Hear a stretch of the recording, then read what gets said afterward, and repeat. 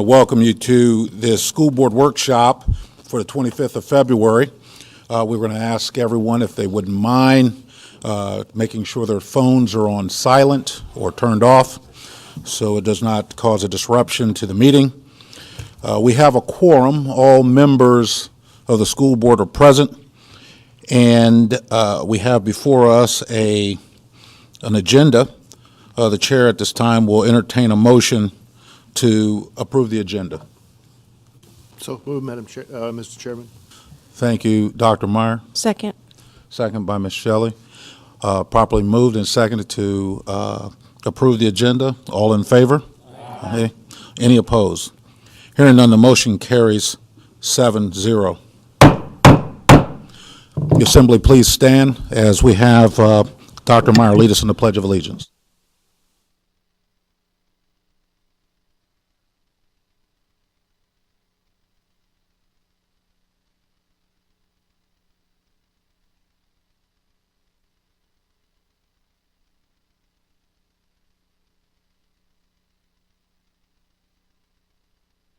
Thank you, Dr. Meyer. We're going to move on to 3.01 and 3.02. Mr. Uppercoat, please.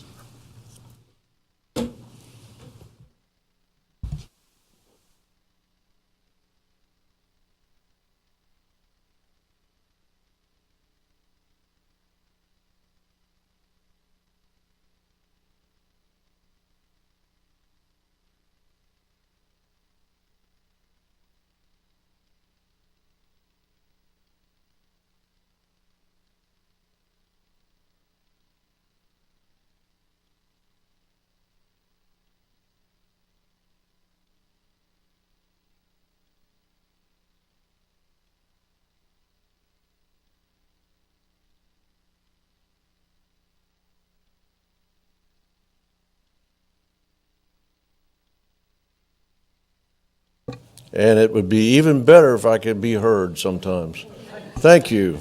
I'm technologically challenged. Of course, some people would love it if I just stayed like that. So, but at any rate, it is my privilege tonight to present the Redistricting Committee report. Thank you, Dr. Flanard, for your help.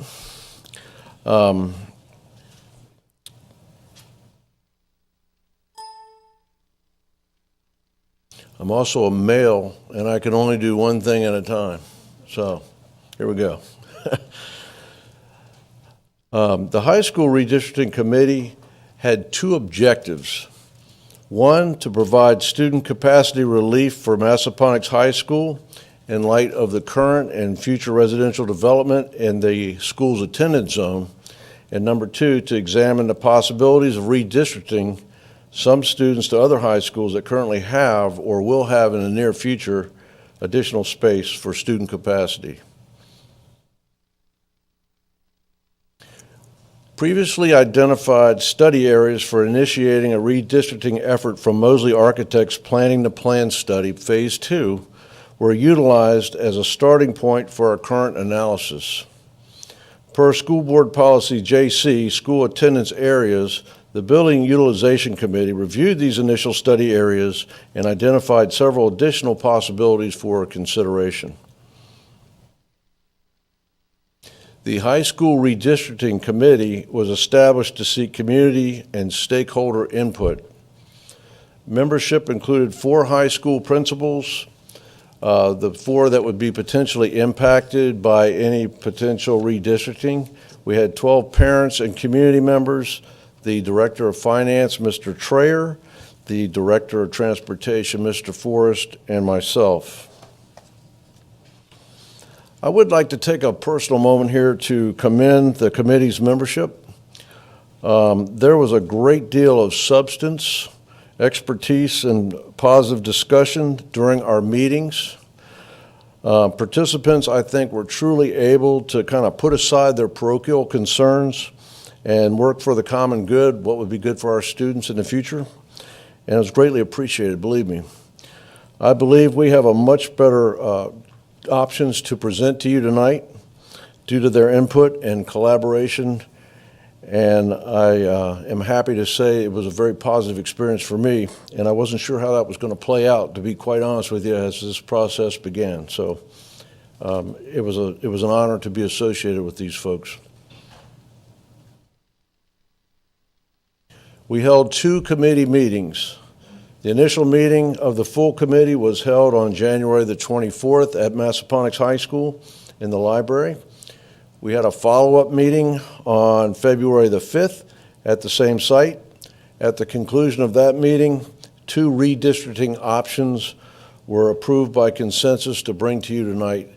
And here we go. Here they are.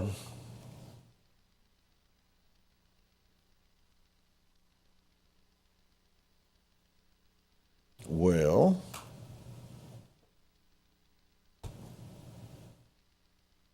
my button is stuck.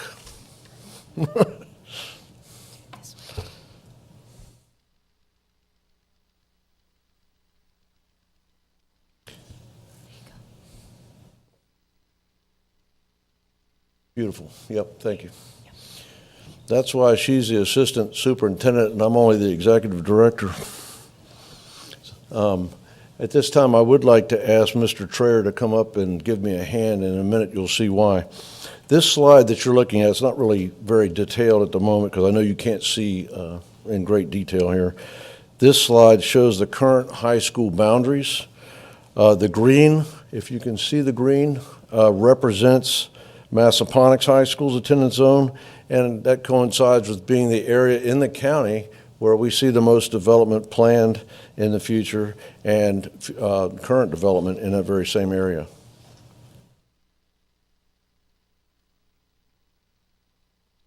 Okay. The enrollment figures seen here come straight from our CIP 2020-2024.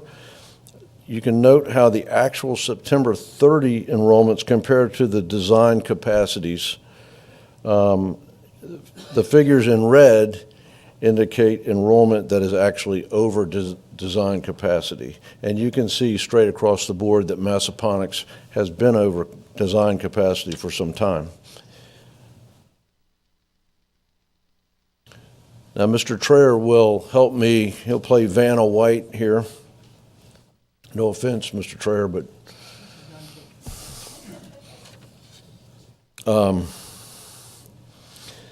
what I'd like to do now is go over each of the study areas in option 1. And you have a slide, obviously, but taken out of context, it might be a little bit hard to figure out where does that fit into the county. So we attempted to also, on this map here, manually show you specifically, in addition to the individual slide that you have, where was the area that we're about to talk about, okay? This area in option number 1 starts roughly near Mud Tavern Road.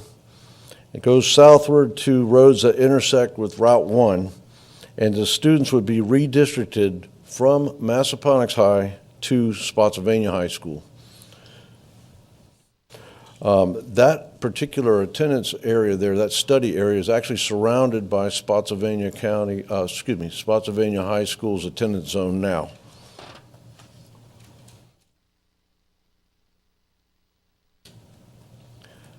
The next study area starts at the intersection of Massaponax Church Road and Hickory Ridge Road, right up the road here, and extends to Route 208.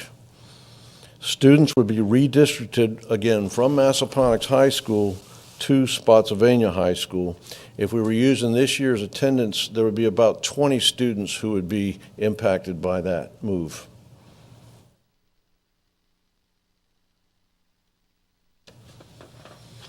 The next slide shows Lees Park subdivision, which is on both sides of the Spotsylvania Parkway.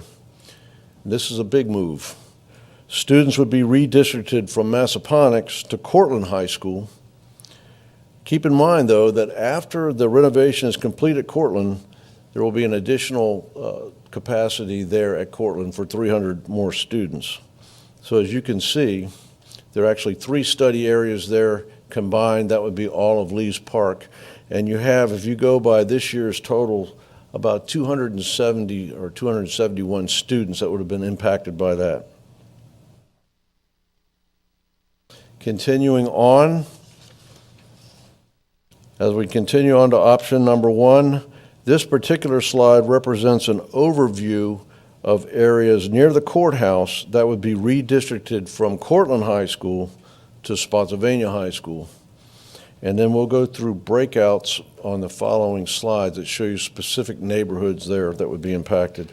If we did all of those areas in that area, you'd have about 113 students affected. So let's break that down for you real quick.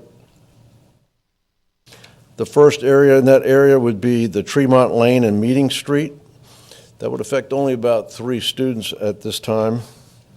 That area is to the right as you're driving from, say, Smith Station Road out towards the courthouse. And the students would be, again, redistricted from Cortland to Spotsylvania High School. The next breakout in that area would be across 208 from there, which would be Brenda Way. That would actually be on the left-hand side. As you go out 208, it would be next to what I call the horse farm there. Students, again, would be rezoned from Cortland to Spotsylvania High School. And again, you have a minimal number of students, about 6 if it were this year's students. The next area would be the Courthouse Commons area. That is a development that is still being built. It's on the left-hand side, again, as you travel 208 towards the courthouse. Students would be redistricted from Cortland to Spotsylvania High School there, and you would have about 10 high school students this year if we were to do that.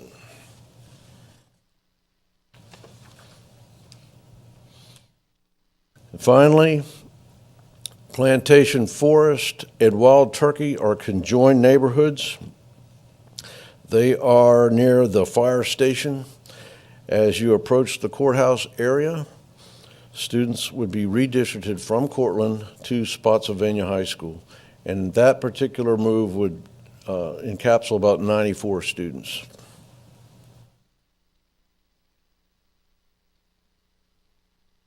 So let's take a look at what redistricting in option 1, how it would impact each of the high schools.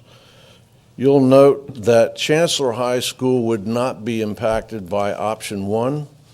None of the neighborhoods in Chancellor's current attendance zone would be affected. Cortland would gain, under option 1, 158 additional students.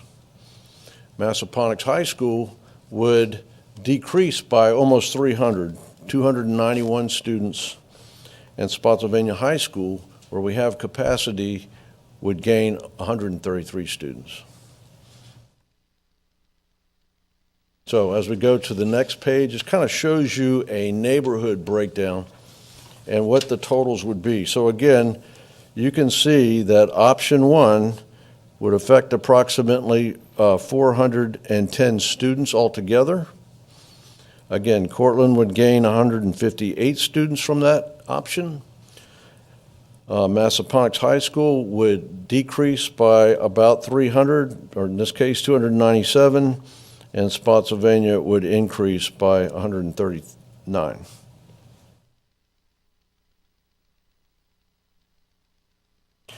The impact on Spotsylvania High School by adopting or looking further into option 1 is that it would provide you with immediate reduction in students to take it under capacity, okay? And that would last for several years. Now, let's look at option number 2.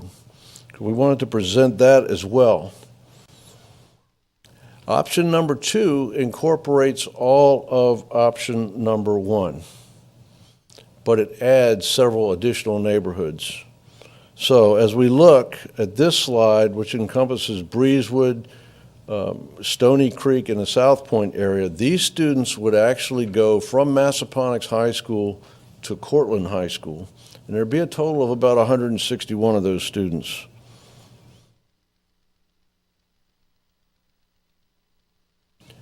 The second component of option number 2 would be to redistrict the neighborhood that I say would be south of the current Loriella Park area. That is currently a Cortland High School neighborhood, and to redistrict, the committee would recommend, if you adopted option number 2, that those students would then be redistricted to Chancellor High School, and there'd be about 61 students in that configuration that would be redistricted if you did that. So looking at the impacts there,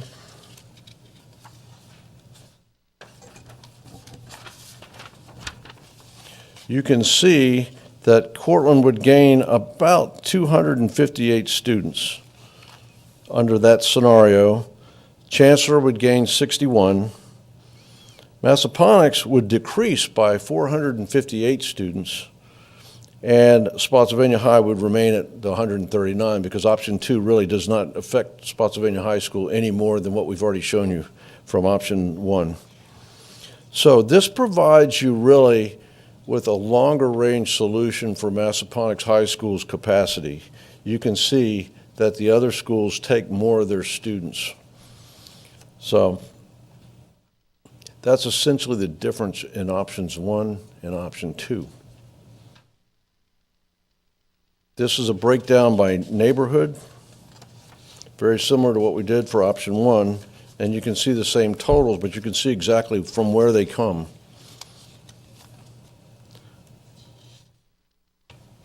The total number of students affected by option number 2 would be 632 students.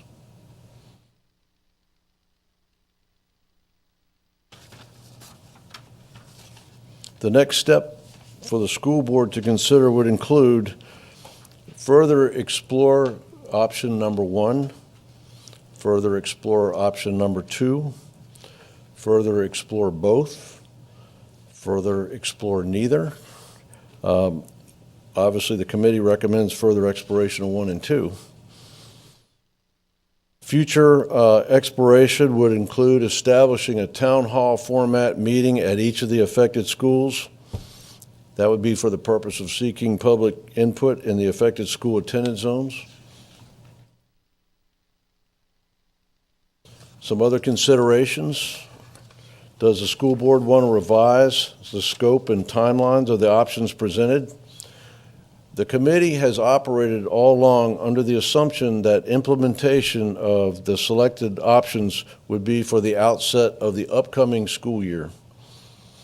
Remember that under student transfer regulation JC-R, seniors are permitted to remain in the previous high school attended if their parents or they provide transportation.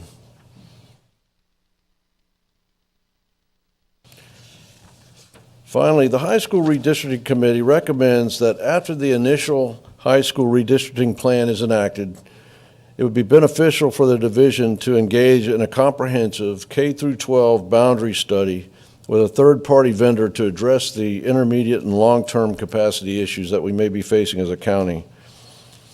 We are recommending, and Mr. Braswell, I know that you probably have not had the opportunity to really share any of this information in our little sidebar earlier, but we would like to have the town hall meetings conducted during the week of March 18th, if possible. That would necessitate that we have a public hearing, which would be, we would recommend on or around April the 1st. We have to have a 10-day advertising period before we can hold a public hearing. And by policy, a public hearing is required when we are redistricting up to 15% or more of the students affected by a redistricting effort. We would, under that scenario, look for a potential school board vote at the April 8th regular meeting. Questions? Thank you, Mr. Upperco. I'm going to hold my comments and allow my board colleagues to weigh in first. Do we have any comments from the dais? Dr. Meyer. A thought was when you were examining the maps to determine where the students are located, how many are middle, how many are high, that was taken off of trapeze, which looks at the current, where the students are residents. They were taken off of trapeze, which is how we got the numbers that we got and the areas that we got. We did start with the study areas from Mosley, but then we updated those. In some cases, we did not use all their study areas because it didn't seem logical to us in order to, after we reviewed them further. And then through the Building Utilization Committee, we actually came up with several other options as well, which we included. And again, we did use trapeze for all of the mapping. Oops, excuse me. That's the part that I wanted to confirm, because the data that would have been maybe 2 years old, and I wanted to make sure that the data was current, and the trapeze, which is our routing software, would be the most current, would show where the students are located. You can draw it, circle, and pick up all the students and identify them. So, Yes, sir. was that impacted at all by transfers? It was not. We did not delve into the transfer, who would transfer from another school into that district. So these are the raw numbers of the students and where they're located. Correct. Thank you.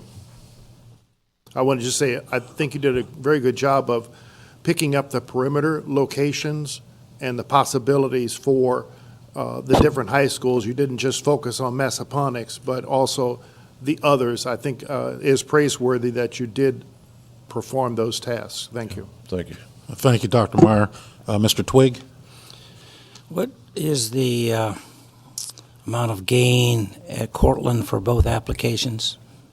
I didn't hear you all the way. I'm sorry. The gain at Cortland High School of number of students for both options. I did not hear them for the second one. I still didn't understand. He's asking for the total gain in students at Cortland for both options. Option 2 will be 258 students, and option 1 will be, hold on, let me just make sure, double check this. 158. Okay.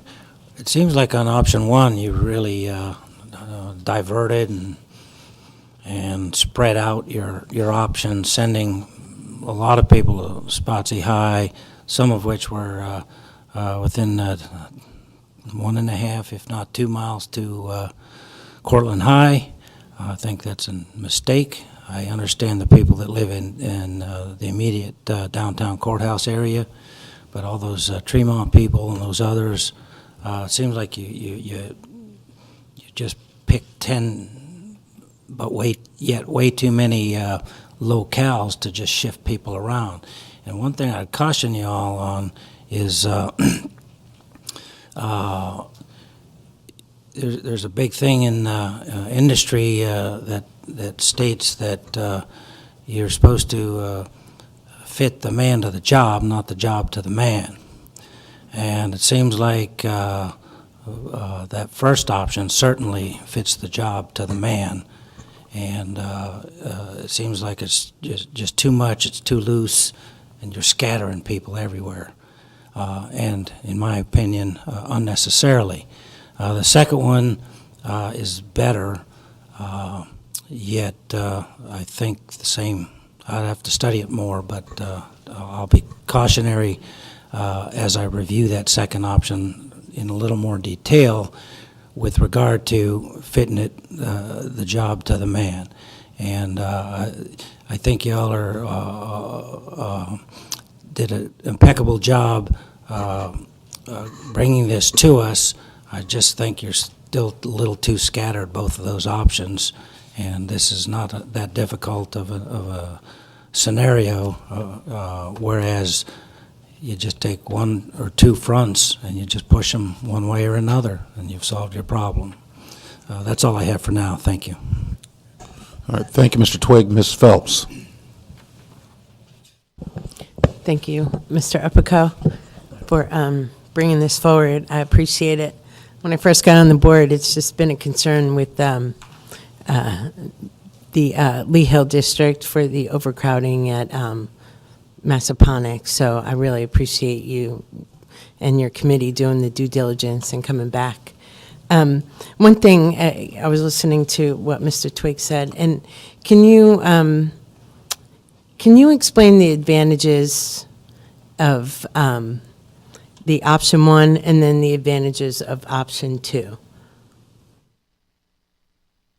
Well, let me explain 2 overriding thoughts that the committee had too. Number 1, what we didn't want to do was to take the excessive students or the extra students or the students that we were reducing from Massaponax High School and relieve one high school's capacity issue and plunk, so to speak, all those students at another high school that would immediately cause a capacity issue in that high school. The second overriding kind of philosophical point that we looked at was we have Spotsylvania High School, which still has plenty of capacity. So if possible, were there ways that would work logically and logistically to move more students in that direction to try to satisfy some of that capacity? Now, the option number 1 gives you immediate relief, in particular because several of those neighborhoods, you have substantial number of students that you're moving to different schools. And in particular, Lee's Park, you're moving almost 300 students from Massaponax over to Cortland High School. Number 2, the second option gives you a longer range period, whereas in the next 5 years, we should, based on option number 2, remain under capacity at Massaponax High School unless, we have a tremendous increase in development in that area. Option number 1 does not do that. Option number 1 gives you immediate relief for the next several years. In 5 years' time, it would be possible that it would be back to capacity. Did I answer your question? Yes, it did. Thanks. And also the recommendation, like you said, the immediate tangible efforts at Massaponax High School would be either option, correct? But the option Correct. 2 is more students. Yeah, that relieving was it our from major objective was to reduce the capacity at Massaponax. And so both of those options would do that for sure. Okay. And also, I did have a question. The third-party recommendation, can you explain why we're not addressing third-party recommendation right now versus the recommendation coming back from your committee? Yes. When we hired Mosley, even though it was several years ago, they were a third party, and the recommendations that they made as to where to begin this process were solid, and we felt as if we would pick up the ball from where they left it and run with it, so to speak. But that was for the high school, and that was a relatively limited focus on Massaponax High School in particular, because that was our greatest concern from a capacity standpoint. We have some elementary and middle school attendance areas that will need to be looked at very carefully in the future. It's interesting because the county as a whole might not be growing very much, but obviously certain segments of the county are really growing. And so when we look at both the middle school and the elementary, there are certain schools that we need to adjust attendance boundaries in the near future. To do that, because we have such a complicated, convoluted sort of a pattern of, feeder pattern, we would recommend, that's why we would recommend that we have a third party to come step in now after we get the high school situation immediately addressed. Right, because it's more cost-effective since we already have the blueprint for the high school out there. We can work with that more readily than having the whole division, middle schools and elementary schools, right? This doesn't require a do-over because we've already got Right. some of the preliminary work, and it was a logical, I think, progression from Mosley in terms of the high school situation. I appreciate that. And so what would cause or prompt to start a new school? What would be a cause, something that Of would... a new school? Yeah, Well, you would want to... in your opinion? Well, here's a difficult thing that we run into, and we're on a tightrope, because on the one hand, certain schools like Massaponax are over capacity. But if you look at the overall capacity for our high schools, we have one high school that has a good number of seats left. So I don't know how you justify spending the taxpayers' money on a new school when you haven't done everything you could do to try to equalize the current, enrollment that you have. So I would think, and this is just Don Upperco speaking, that if your schools, your existing 5 high schools, were somewhere around 95% capacity, and you could see that growth was continuing and was going to continue to impact you, at that point you might very well want to start talking about building a new high school. The problem, as you know, with the high school, you're talking somewhere perhaps in the neighborhood of $120 million. And it was Mosley's opinion, and after reviewing what we've been reviewing here as a committee, our opinion that we're not there yet, that we're trying to go prudently, conservatively, but not blindly into the future. And we feel that this would be a necessary step to take before we start building new high schools. Thank you. I really appreciate it. Thanks. That's all I have. Ms. Grant. To some extent, I guess you may have answered some of these things, but how did you, Mr. Blaine, hold on. Ms. Gramp has the floor. I'm sorry. And then we'll go with Ms. Shelley and then you, Mr. Blaine. I want to thank you guys in the committee for completing this portion of the work to do on this, and it definitely took some discussion to get all these opportunities. I just want to clear up for the board and just make sure I'm understanding you correctly. Contrary to what was mentioned from the dais a couple of speakers ago, option 2 includes option 1. It does not exclude option 1. Option 2 includes option 1. Correct. So neither Yes, it does. option Correct. excludes option 1. Correct. Correct. Okay. Just making sure. That's called option 1 supersize. Yes, I agreed.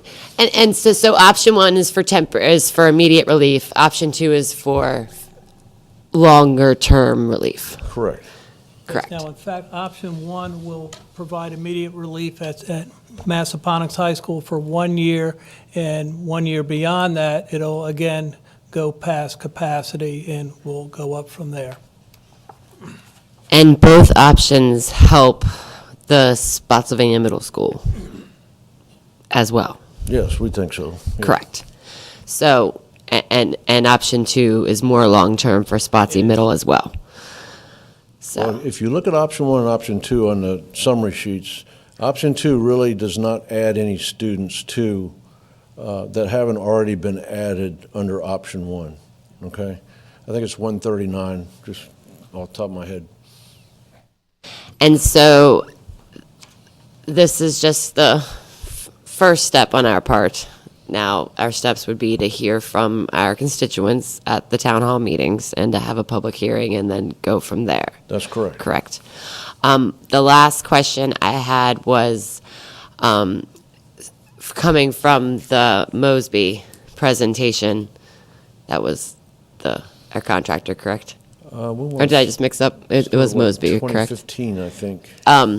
So when they suggested approving developments that are developing to satellite, instead of moving lines of existing students, just take new development and send. So are there any new developments we're looking at right away? There is. I'm glad targeting? you asked that question. We're looking at and I forget the name, the apartment complex, the tax credit apartments that are being built now behind Spotsylvania subdivision on Spotsylvania Parkway. Now, that is from a high school's perspective, we didn't discuss that at the committee meetings because we were focused on high school, but we would like to come back to you, the Building Utilization Committee would like to come back to you. There's nobody living there yet, they're not completed yet, and we would like to make a recommendation that those particular elementary students and middle school students be zoned elsewhere. Right now, they would be zoned at the elementary level at Robert E. Lee Elementary, which would, the impact of that would be to put that school over capacity. And they are also zoned for Spotsylvania Middle School, and the impact there, which Spotsylvania Middle School is already over capacity. So we have not sat down and fleshed out the details yet, but we would like to be able to come back to you in the future with a recommendation. And again, the Building Utilization Committee is an internal group. But because nobody is currently a resident in those apartments, that I believe we could come directly to you and make a recommendation. I definitely prefer that for new development, just in my opinion, because then you're not relocating current students and families. They just get used to where they're going, and that should work. So that is what I definitely look forward to doing with new development after we tackle the problem at hand. So I look forward to the hearings, which is the next step, and thank you for your hard work. And I just recalled the name is Keswick. Sorry. Thank you, Ms. Gramp. It's going to be Ms. Shelley and then Mr. Blaine, and then we'll have one round for any follow-ups, and then I'll finish. Okay. Thank you. Thank you again for that very wonderful presentation. Very informative. So my concern with option 2 is we're putting Cortland and Chancellor much closer to capacity. And I'm just wondering if we have those changes, is there growth in those areas where they may be at capacity in a couple more years? That was my biggest concern with option 2, is seeing Chancellor's numbers going up a little bit, but they're much closer to the capacity, and then Cortland going up 258 total, so another 100 after option 1. So do we have projections for developments coming in that would affect those 2 schools? In terms of Chancellor High School, they're largely what I would call landlocked with existing residential neighborhood. We don't see growth, or a lot of growth at least, in that particular attendance zone. In Cortland, they're also relatively landlocked. We still have Lee's Park growing out to completion. I don't know if you have any more figures on that, but that would be the primary area that we would have a little bit of growth in Cortland. But by and large, those 2 schools are surrounded by pretty much existing development. There are, as you might recall, by the quarry, there's a new neighborhood going in there, a tri-chord neighborhood, which would be, I believe, 70-something houses. So that area would go to Cortland. And as we build out the last sections of Lee's Park, that would go to Cortland if you adopted that plan. But that would, as far as I know at this time, that would be it. The majority, of course, are slated for Massaponax High School in the future. Okay, thank you. Because I know we're not looking at Riverbend at this point in time, but there is a lot of development going on out my way. So I know that's future, looking at that, because Riverbend is getting close to capacity. So if after we go through the process for this, and if it is approved in April, would we be telling the citizens to be prepared, because in another X number of years, if we do hire another third party to come and maybe redistrict the entire county, they could be moving again? Would we have that, make sure that they're prepared that something could happen again in 3 to 5 years? We don't really see that happen for about 5 more years, but yes, it's feasible, it's probable in the future at some point. And again, none of us have a crystal ball, but we believe that these changes here in redistricting will address the next 5 years, hopefully, depending on which one you go with. And then my last question, I know that the policy, seniors stay. Is there anything else for siblings? Because it might have been an old policy and we updated it, but is there anything for siblings of a senior? There's, you mean a transfer policy? There is a provision that can allow siblings to transfer on the basis of the fact that, you know, their older sibling is in a particular school. Usually, that was originally, I think, written to for students that had special needs. It's not always interpreted that way, quite frankly, at this time.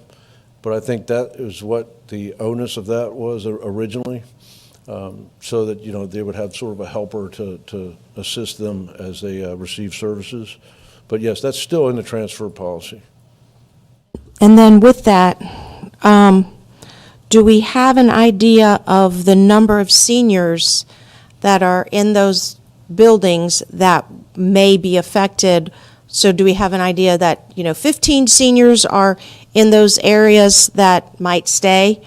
Or do we not have that number because we didn't do grade by grade? I can get the number currently that we have of juniors that, if you make the assumption that they're going to pass, which we hope they do, and become seniors, I can get you that number.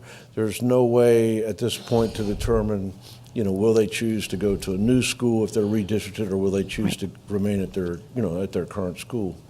I don't need the number. I was just asking. Don't worry about getting that right now. Thank you, though. It's not hard to get, so Okay. I can certainly get it if you'd like. All right. Thank you. Okay, we have Mr. Blaine.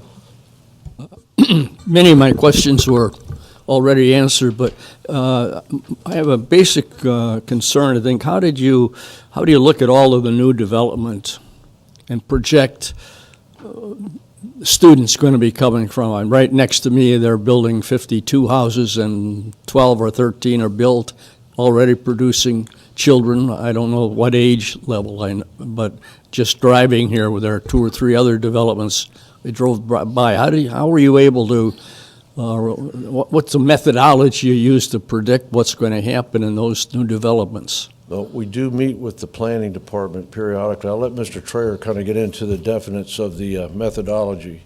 But we have a pretty thorough system, and we hope it's a good system. So, Yes, Mr. Blaine, we met with the planning district, and we reviewed each and every neighborhood that was either currently under construction or there was permits slated down the road.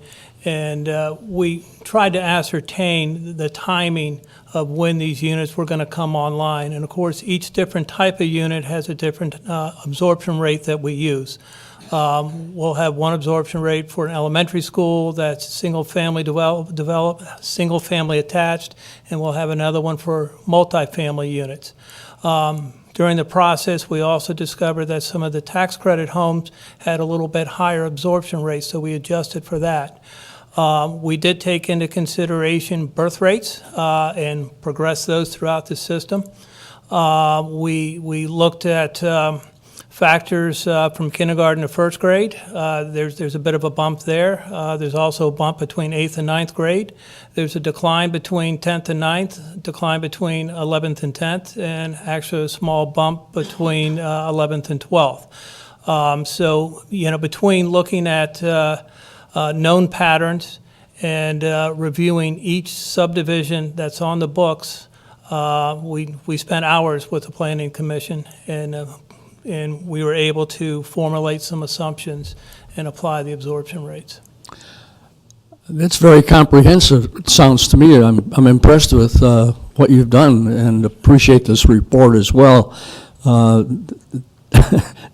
This is like a crapshoot at the same time. No matter how well you plan and predict, something happens and throws everything awry, we know. So thanks for the work and thanks for a good report. Appreciate that. Okay, Dr. Meyer. Thank you. When we were looking at the Mosley report and everything, there were recommendations for taking a look at the internal functionings of the school and how different sections of the school were improving. I know you're looking at Massaponax High School. with a certain amount of remodeling internally will that garner any additional capacity is my question. Yes, it will. And Mosley pointed out a number of different areas. For example, an area of career and technical education where we have these great big labs, but only 20 kids by law, basically, can take the course at one time. We've got ways that we can repurpose those spaces. And remember the days when we had the not the laptop, but the computers, and we had to take tests.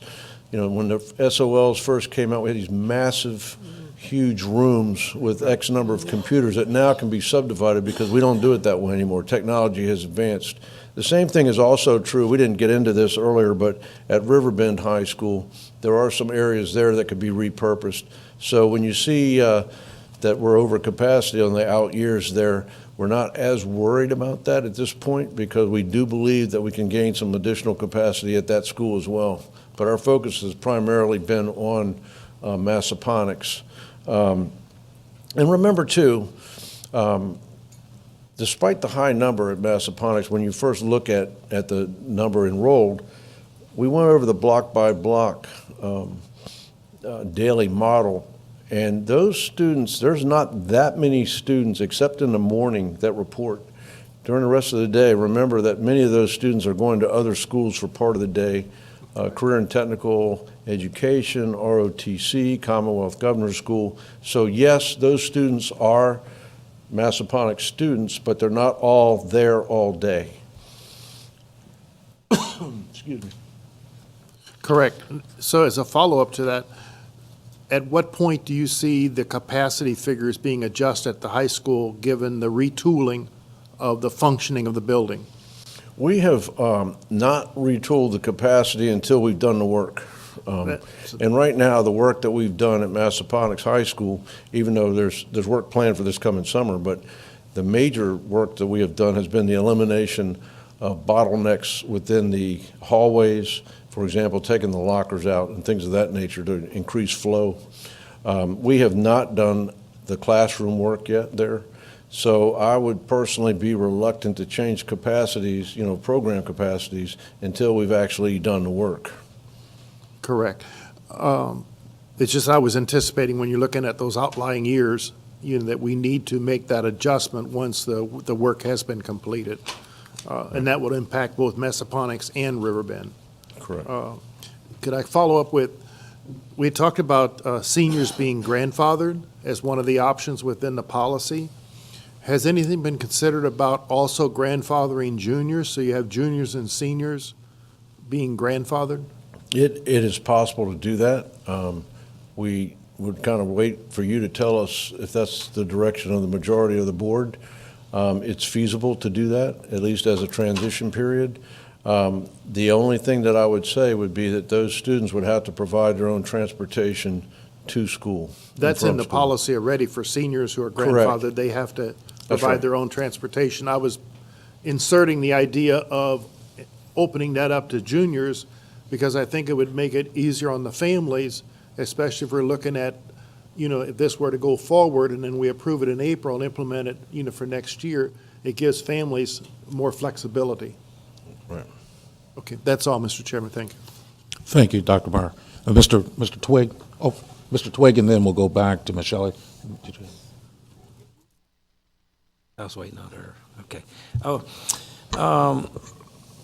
Do you know when the state requires our next review? I'm under the impression it's 2020.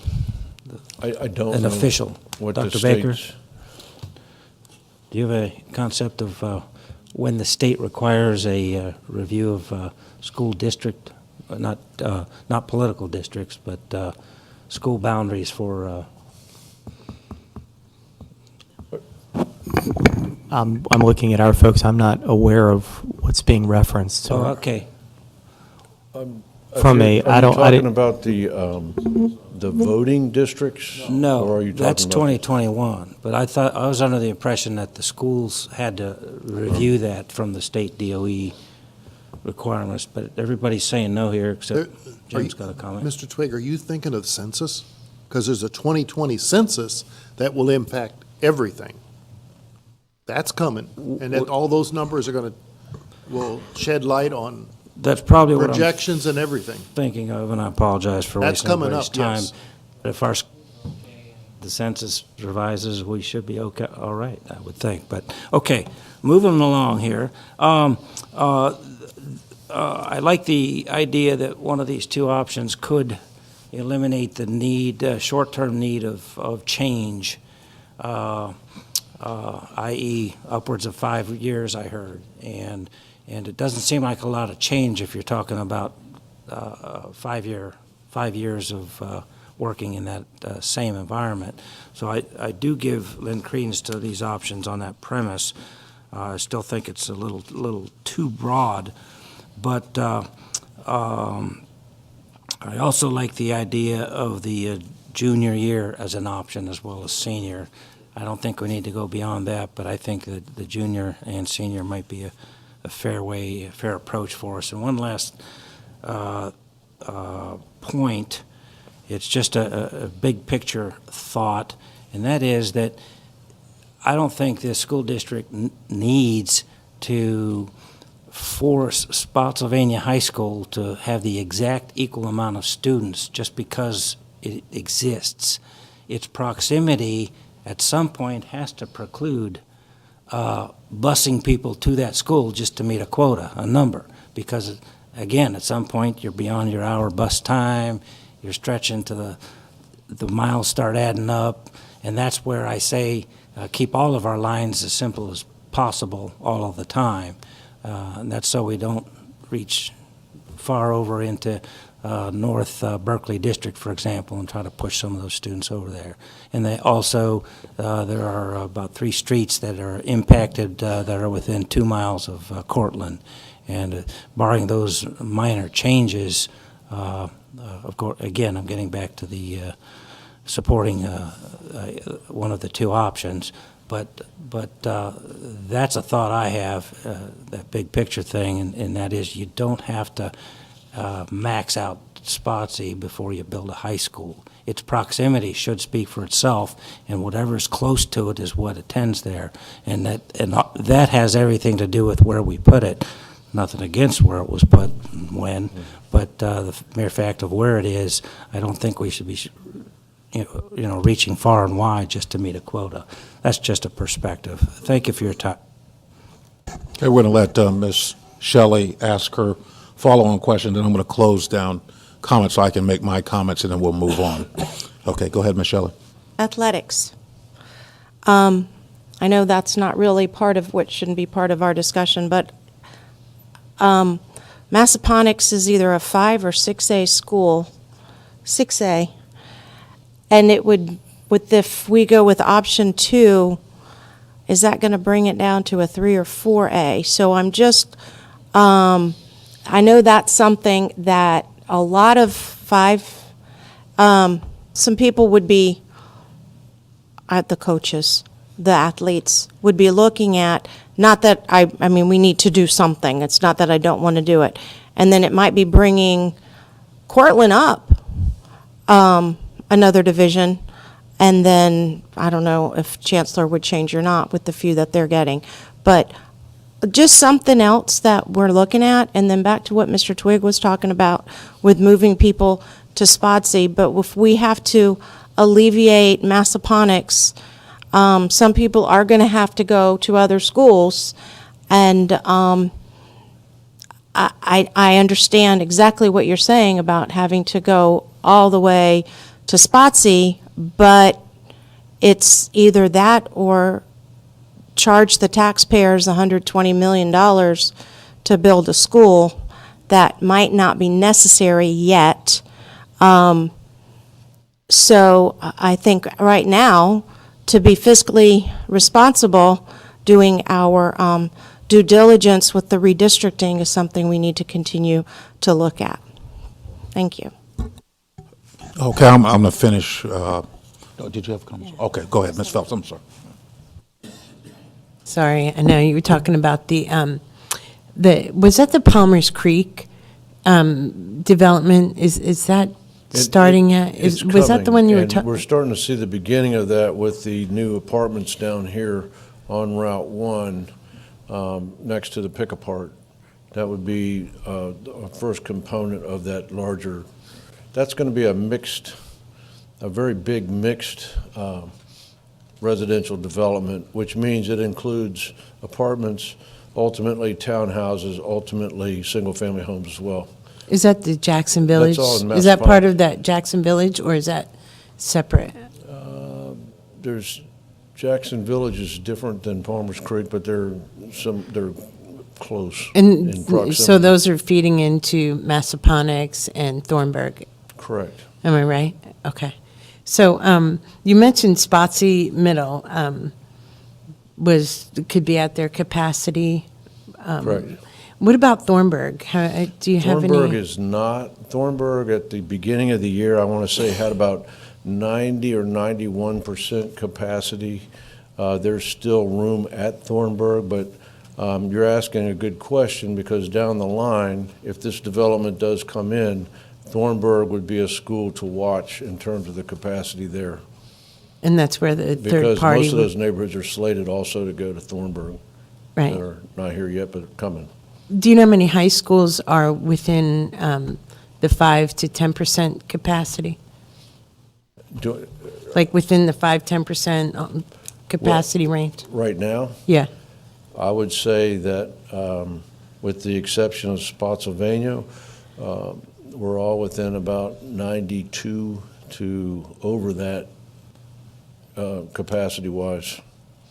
This past year, we had a little bit of an aberration. In the past, Chancellor High School was over 90. This past year, at the beginning of the year, it actually fell a little bit. We don't anticipate that to continue. We think it'll eventually go back over 90. And typically, when it comes to transfers, typically a moratorium school would be one that's at 90 or 92, 93% capacity. my There's a little bit next. of adjustment there. But this past year, Thornburg was at moratorium status. Chancellor High School was not at moratorium status. Chancellor Middle School was at moratorium status.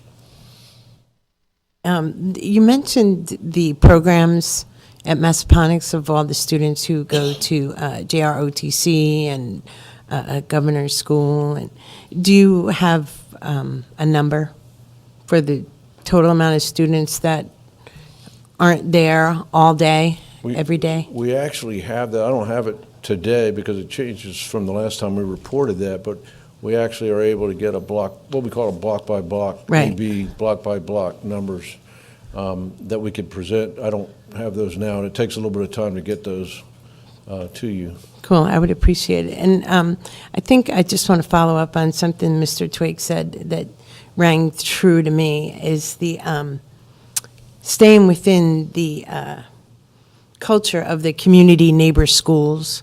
I think that's probably what he was, anyway, that's what I got from what he was mentioning. And I could agree with that also. I know it's a big task and undertaking for everyone here, so I just appreciate your efforts. Thanks.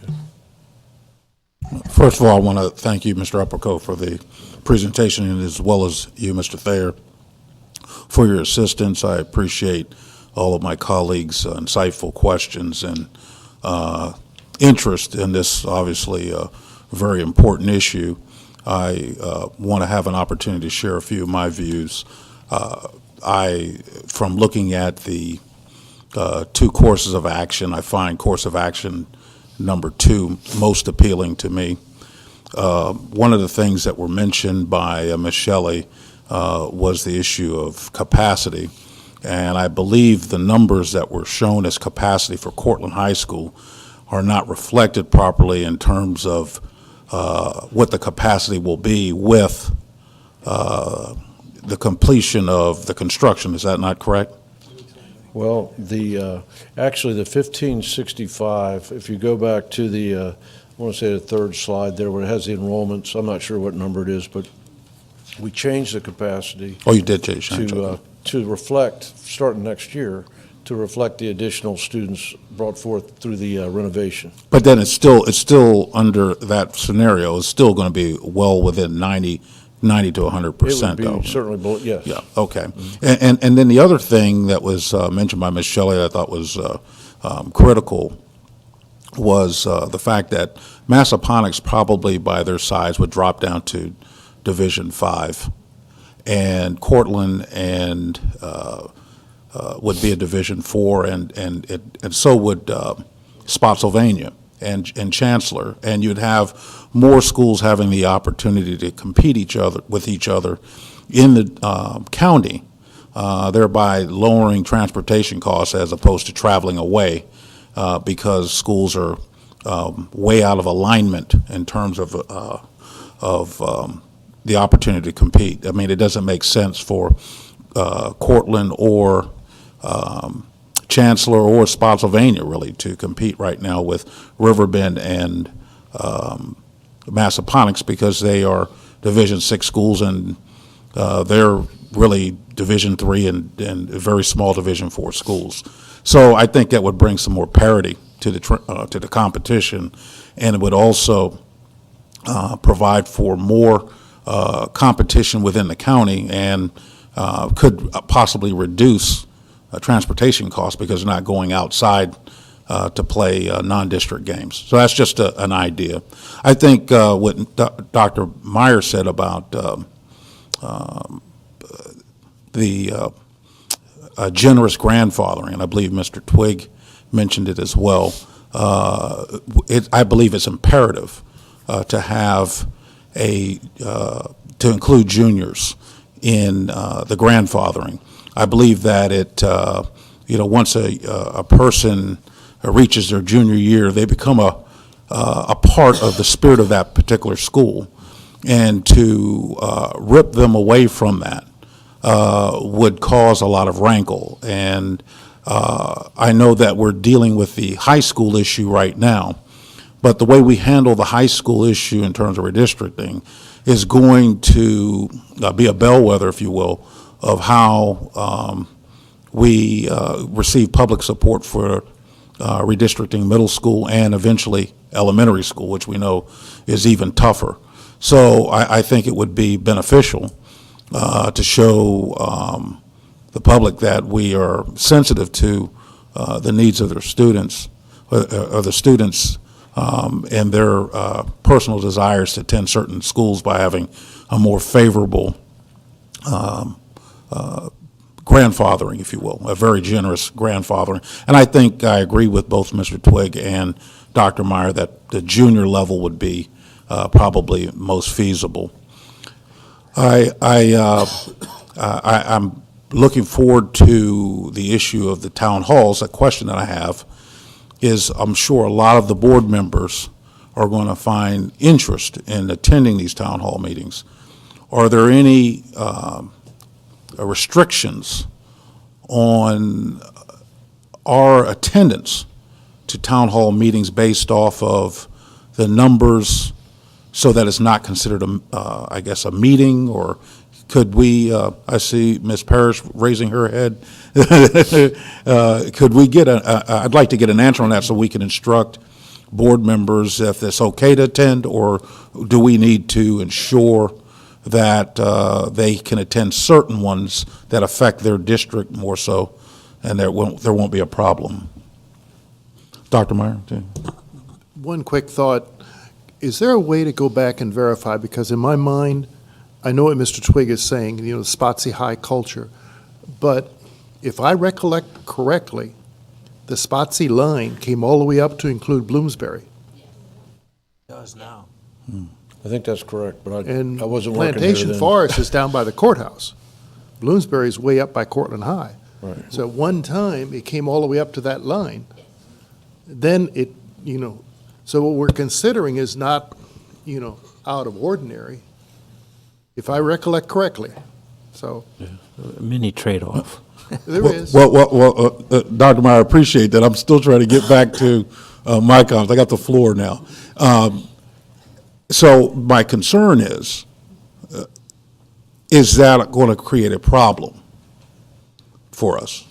Is Having board meetings participate? at town halls where there's more than 2 board members, I want to make sure that if all the board members want to attend a town hall meeting, are we putting ourselves in peril? That's it. I think we'd have to ask Mrs. Parrish that question. So, just to Ms. make Parrish, sure. could you step forward? As Ms. Parrish is coming forward, I just wanted to share with the board, I think that in enacting the policy that you revised back at the beginning of the year, or the end of last year, one of the purposes of creating community engagement is we're trying to have several steps in doing that. The one that the board certainly is going to be most prominent in terms of your role would be a public hearing to hear from the community. These initial town halls were, I think, recommended not necessarily for the board to engage with the public, but for the staff to try to get feedback and to vet it without the board being in a formal position of recommending one thing or the other.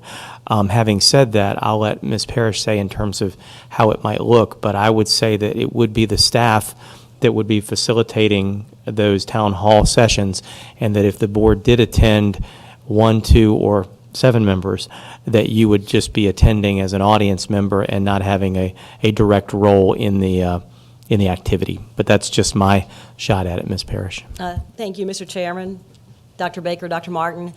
I think Dr. Baker makes a good point. Certainly, you all will be having public hearings, which are announced public meetings where you will all be participating in a public meeting. As far as the town hall meeting, if you intend to go to participate as board members in that or end up participating, then you're allowed to do that even in mass, but only if you give notice of that being a public meeting.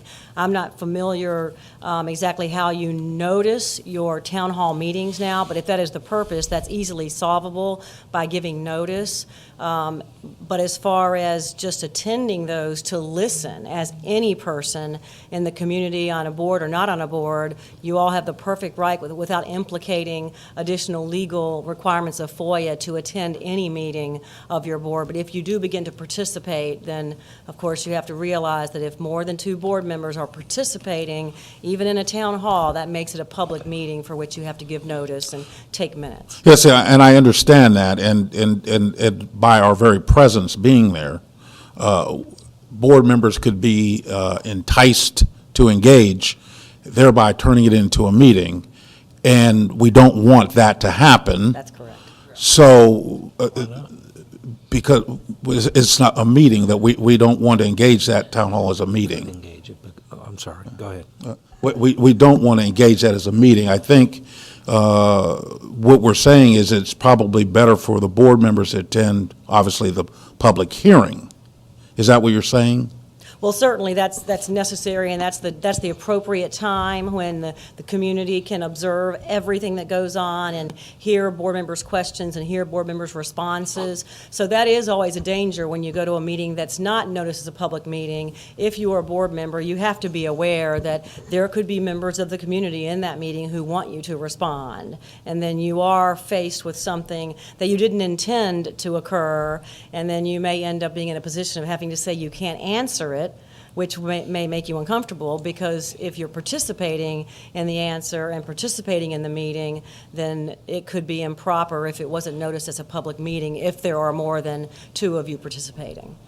But basically, from what I'm hearing, the town hall meetings were more or less set up by staff to give information to the public that it's probably in the best interest of the board not to attend those and attend the public hearing, obviously, where we can hear from the public directly, where the 7 of us can be assembled and it will not create a problem in terms of an illegal meeting.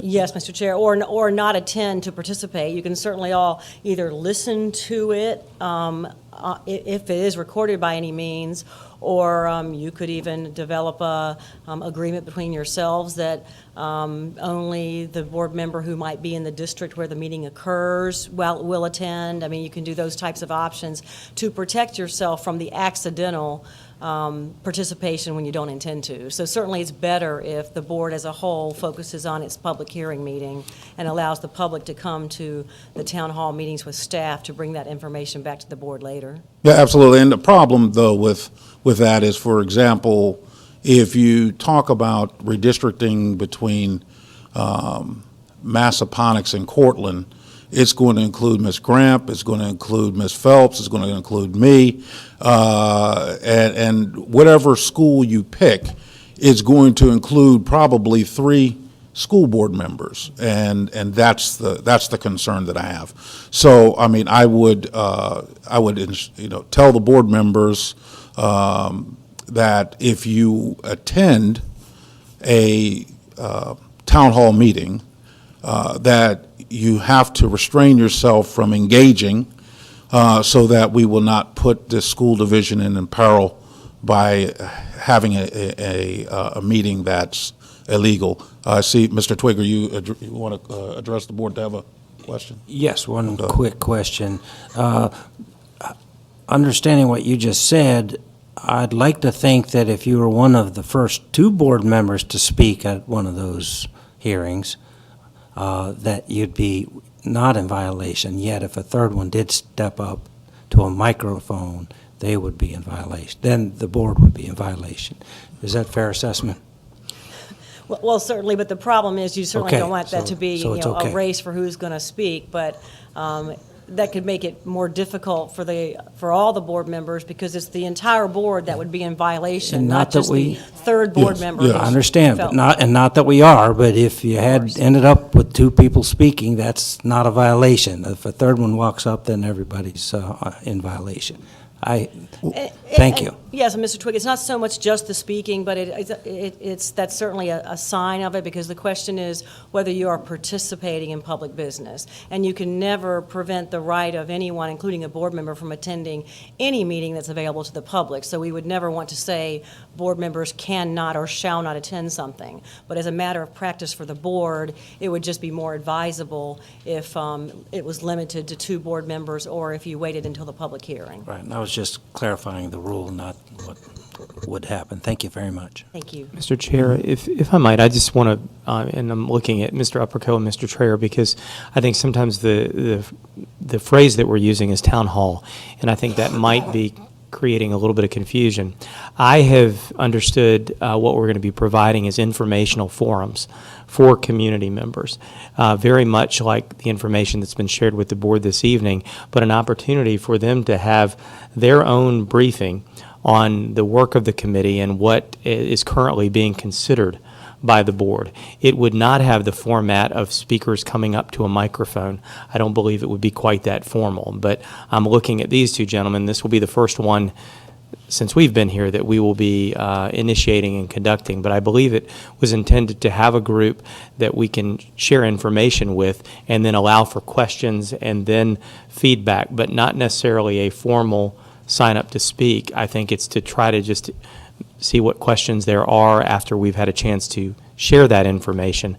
So maybe if it's understood more as a community forum or a community briefing, that might help in terms of understanding what a board member's role would be or would not be in this case. And Dr. Baker, I understand what the intent of the meetings were. I fully understand what you were saying there. My concern is board members are going to have different interpretations of that intent, and if we attend a town hall meeting because it's at a school that we or have an affinity for, or it's an area that we have influence because of the way our voting districts are drawn, we want to make sure that board members understand what the rules of engagement are, and that if they attend or decide to attend, because no one's going to tell you that you can't attend, that understanding that if there's more than 3 board members there, I would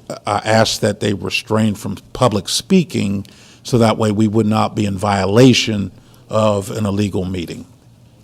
More than 2, that's what I meant. Ms. Phelps, go ahead.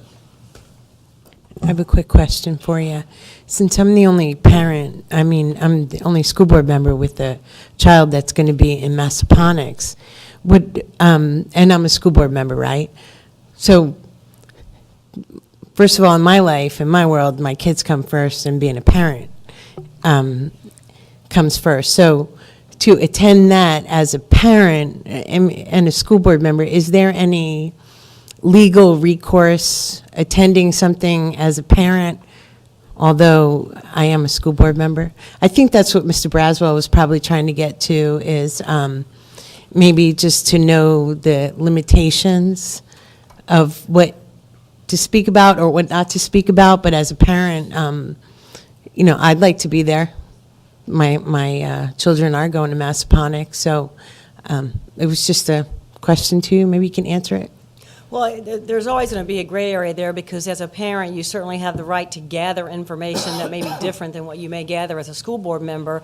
But the difficulty is taking off one hat, putting on the other, and then what the perception in the community is of that. So if the purpose of these meetings, regardless of what they're called, is for staff to provide information, there's always going to be some perception from someone in the community, if you are asking questions, even though you are there as a parent, that you are also, if you make comments or otherwise participate, that you could be acting as a board member as opposed to a parent. So you're not prohibited from doing that, but I think the caution that Mr. Bradwell is concerned about, or the issue is, if there are more than 2 people there who happen to be school board members, even if you're also parents, you have to just be very aware of what it means to participate in the meeting. And I think that could be different than asking a question as a parent.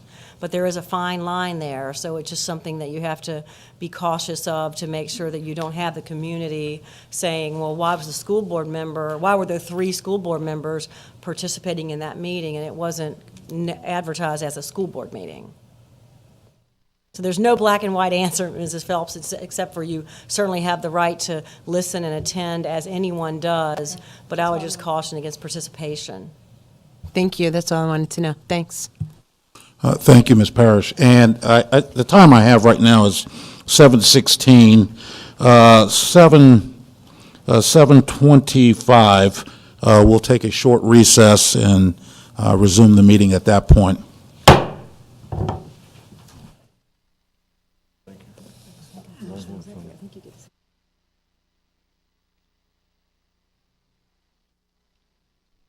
After our short recess, we have a couple matters that we need to clean up before we move on to the next segment of our board workshop. And we need to get consensus from the board to plan the, I guess we call them town hall meetings, but information dissemination forums, yeah. So I guess we just, we don't need, do we need a form? We don't need a formal vote, just a consent, a unanimous consent. So do we have anyone that would disagree with that, with us doing that? Anyone disagree? So by unanimous consent, we will have staff prepare town hall meetings or information dissemination meetings throughout the community. And I suppose that the intent was to have three of them. If you go with option 2, then there would be 4. If you go with option 1, there would be 3. Given the fact that it sounds like you want to explore both, then I would say 4, because option 2 includes Chancellor High School, but option 1 does not. Yeah, and I what I think mean? before we select an option, we should Correct. not only disseminate information to all parties, but have the public have an opportunity to weigh in. And I think it would be unfair to board members to make a decision without knowing that their constituents had an opportunity to weigh in. So we will, we agree that we need to have 4 then. Yes, sir. 4 town hall meetings. And then on the 1st of April, you had planned a public hearing, which would be, the 1st of April is a Monday, right? Correct. So would there be any objection to having a public hearing on the 1st of April? April 1st. Yeah, I know, April Fool's. On April Fool's Day, you were talking about redistricting. How about that? What time, Mr. Braswell? I would assume, what, 6 o'clock? 6 o'clock? A public hearing? A public hearing, yes. Public hearing, just public hearing only. Just trying to think if people are working, are they home yet? At 6 o'clock? Yeah. Okay. So we'll go at 6 o'clock on April the 1st. Is that good with everyone? Okay, so And we Mr. will. Braswell, just a point of clarification for me, because I'm dense. I want to make sure I understand I'm doing what you want me to do. At the town hall meetings, it would be an opportunity to disseminate information and receive informal feedback, at which time I would then give it to the board, relay that feedback to the board, correct? Yeah, absolutely. And the reason we discussed board participation in those meetings is so that we were all on the same sheet of music and that we would have an opportunity to govern ourselves accordingly as we attended those meetings if we chose to go to any of them. Understand. Thank you. Okay. So I believe, so the 1st of April would be the public hearing, and you're going to schedule for My intention information. would be to start the week of the 18th of March 18, and try to schedule 4. I might have to do 2 and 2, in other words, 2 that week and 2 the following week, but certainly they would all be completed by, in time to give you feedback prior to the April 1 public hearing. Thank you. And if you would, please provide to all the board members a tentative schedule so that we can govern ourselves. Thank you. Will do. Thank you. We'll move on now to curriculum development and adoption. Dr. Baker and his staff.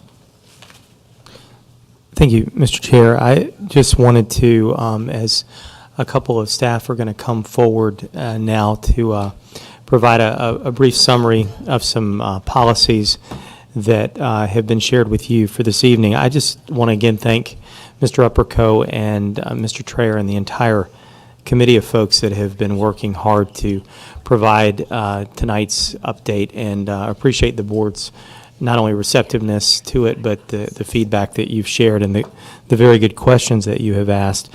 I want to just ask if Ms. Flanard would start off. There was a question, and I think it was primarily within the context of a new course that is part of the Teachers for Tomorrow curriculum, but it is also part of the Future Educators Academy that was presented. But a question was posed regarding was that initiated without the board's approval per our policies.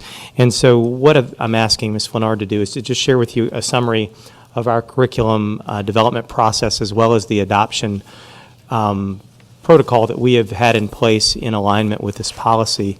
And then per the concern we did, and I think the chair initiated that we should reach out to legal as well, and we did with Ms. Parrish, and she can also provide some feedback of her interpretation, and then certainly any questions or feedback the board has at that point. Good evening, members of the board, Dr. Martin, Dr. Baker.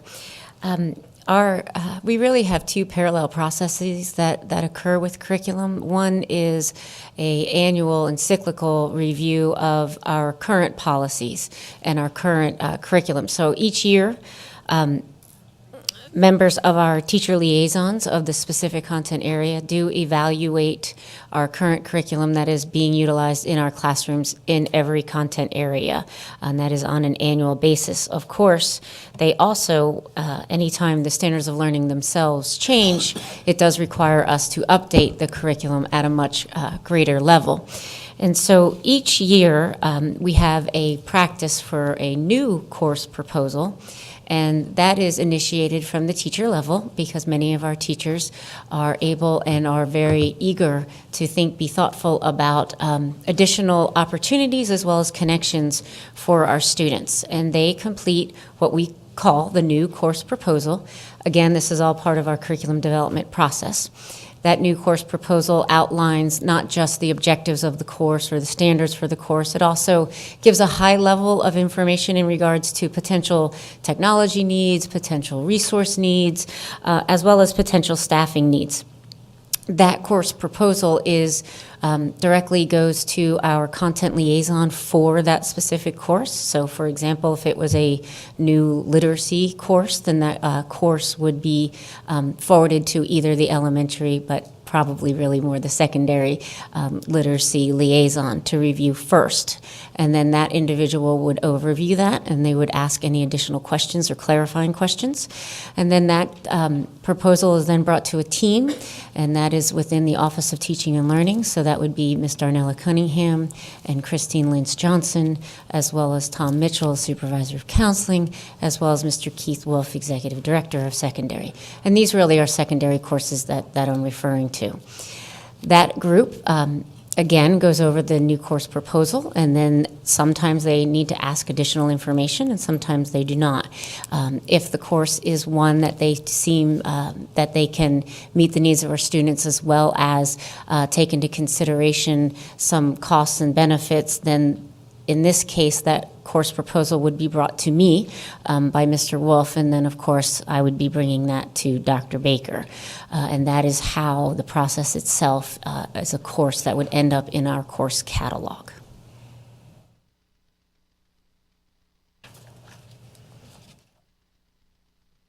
Yes. For the policy part. Is it my understanding, I go away to St. Thomas for 1 week. I understand an issue came up, and that there was some discussion about whether the procedures and the details that Ms. Flenard has now told you about for developing a new course, in this case a new potential dual enrollment course, were akin in any way to developing a new curriculum. And so what I was looking at is whether or not, I think the issue is whether or not the school board would need to vote on something like a new dual enrollment course versus a change in curriculum. So I did a review of your policies as well as, of course, the statutes and the Board of Education regulations on that issue. And of course, your policies are consistent with the regulations of the Board of Education. They cite them, they cite the appropriate code sections. And you have 4 or 5 main policies, I believe they were provided as part of your packet tonight, that deal with the issue of curriculum and with the responsibilities of your superintendent as your chief executive officer for coming to you with instructional advice. So I'll quickly go through, you have policy IA, which is the primary policy that goes through what you all as a board develop and how you implement overall as a board a program for instruction for K through 12 that's always aligned to the standards of learning that are in effect and that are established by the Board of Education. That policy also talks about how you implement various programs. It includes information that you're going to be partnering with certain community colleges to specify options for students to complete certain potential degrees, and you also have in that policy promise essentially to notify students and their parents of the availability in the Spotsylvania School Division to have dual enrollment and AP courses. Of course, later on, you all also did develop a policy for IB, as you know. You also have policy IFD, which clearly does say that if you as a school board are going to adopt an entire new curriculum or what are considered to be substantive changes of your existing curriculum, those do require school board vote. So then you get to the issue of whether or not, as I understand it, that, again, the question was with the Teachers for Tomorrow specific dual enrollment course, whether or not that was going to qualify under the law as a change of curriculum versus a new course being offered, which is entirely within the purview of your staff and your superintendent. In this case, my interpretation of the various school board policies and Board of Education regulation is that this particular Teachers for Tomorrow dual enrollment course is something appropriate for your superintendent to add as a new course. It's not something that needs to come to the board for a specific vote unless you as a board want to either amend your policy in the future or currently to require that you approve every single course, for example, that gets changed from year to year, which is your prerogative, or whether or not that's something that your superintendent continues to be tasked with.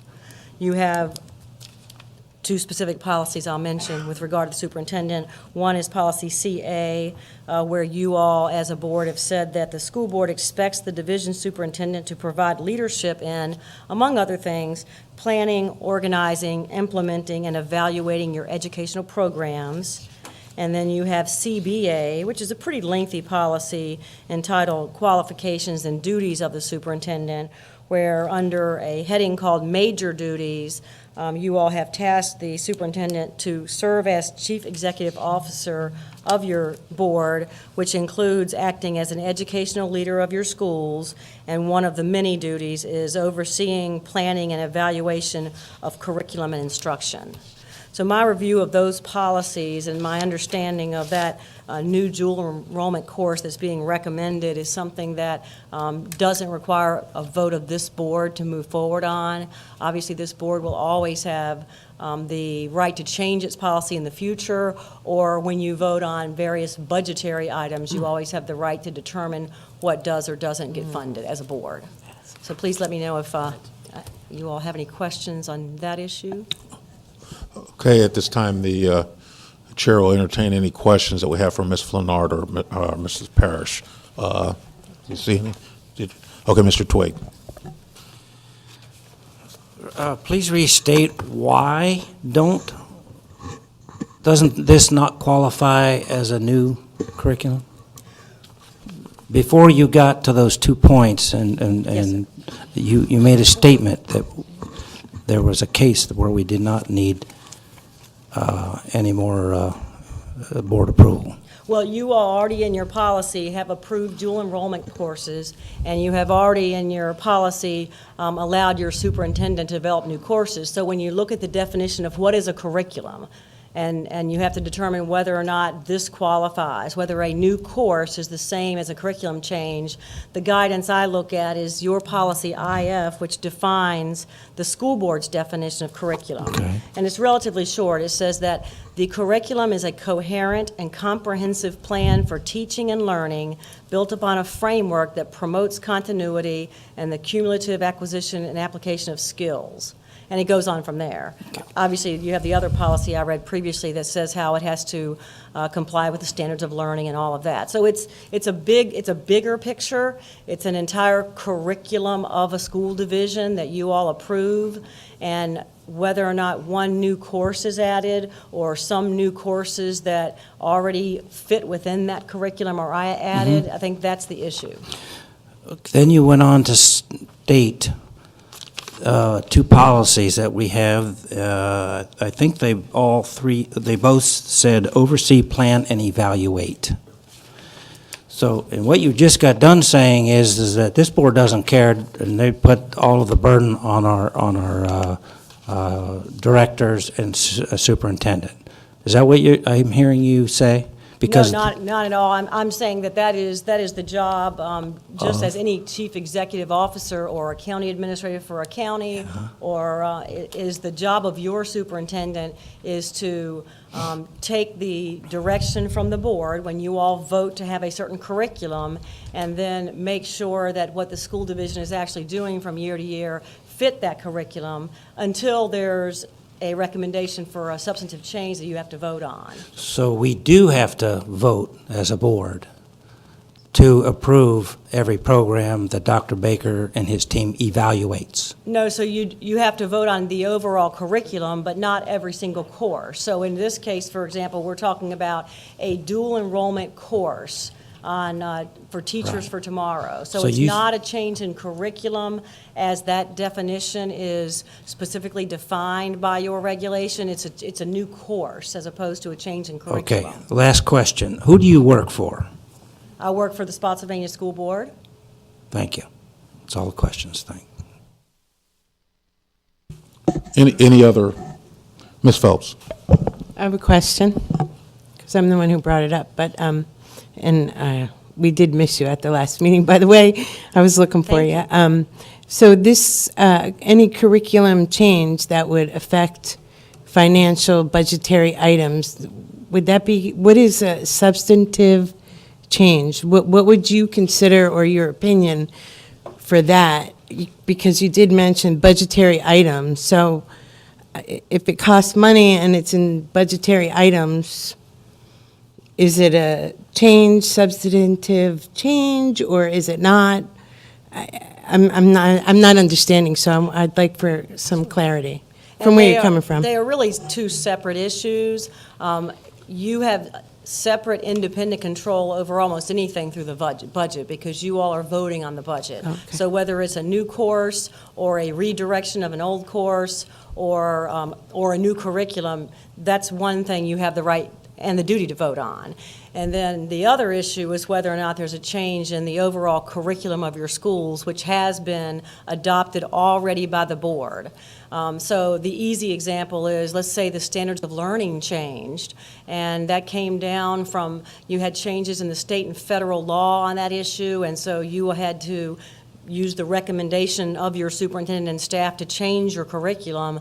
That, independent of the budget, if it had no budgetary impact, you would still have the duty as a school board to vote on a change in the overall curriculum. Right, and that's from state VDOE. Yes. But this is just a policy, a change within Spotsylvania County Schools that does affect the budget.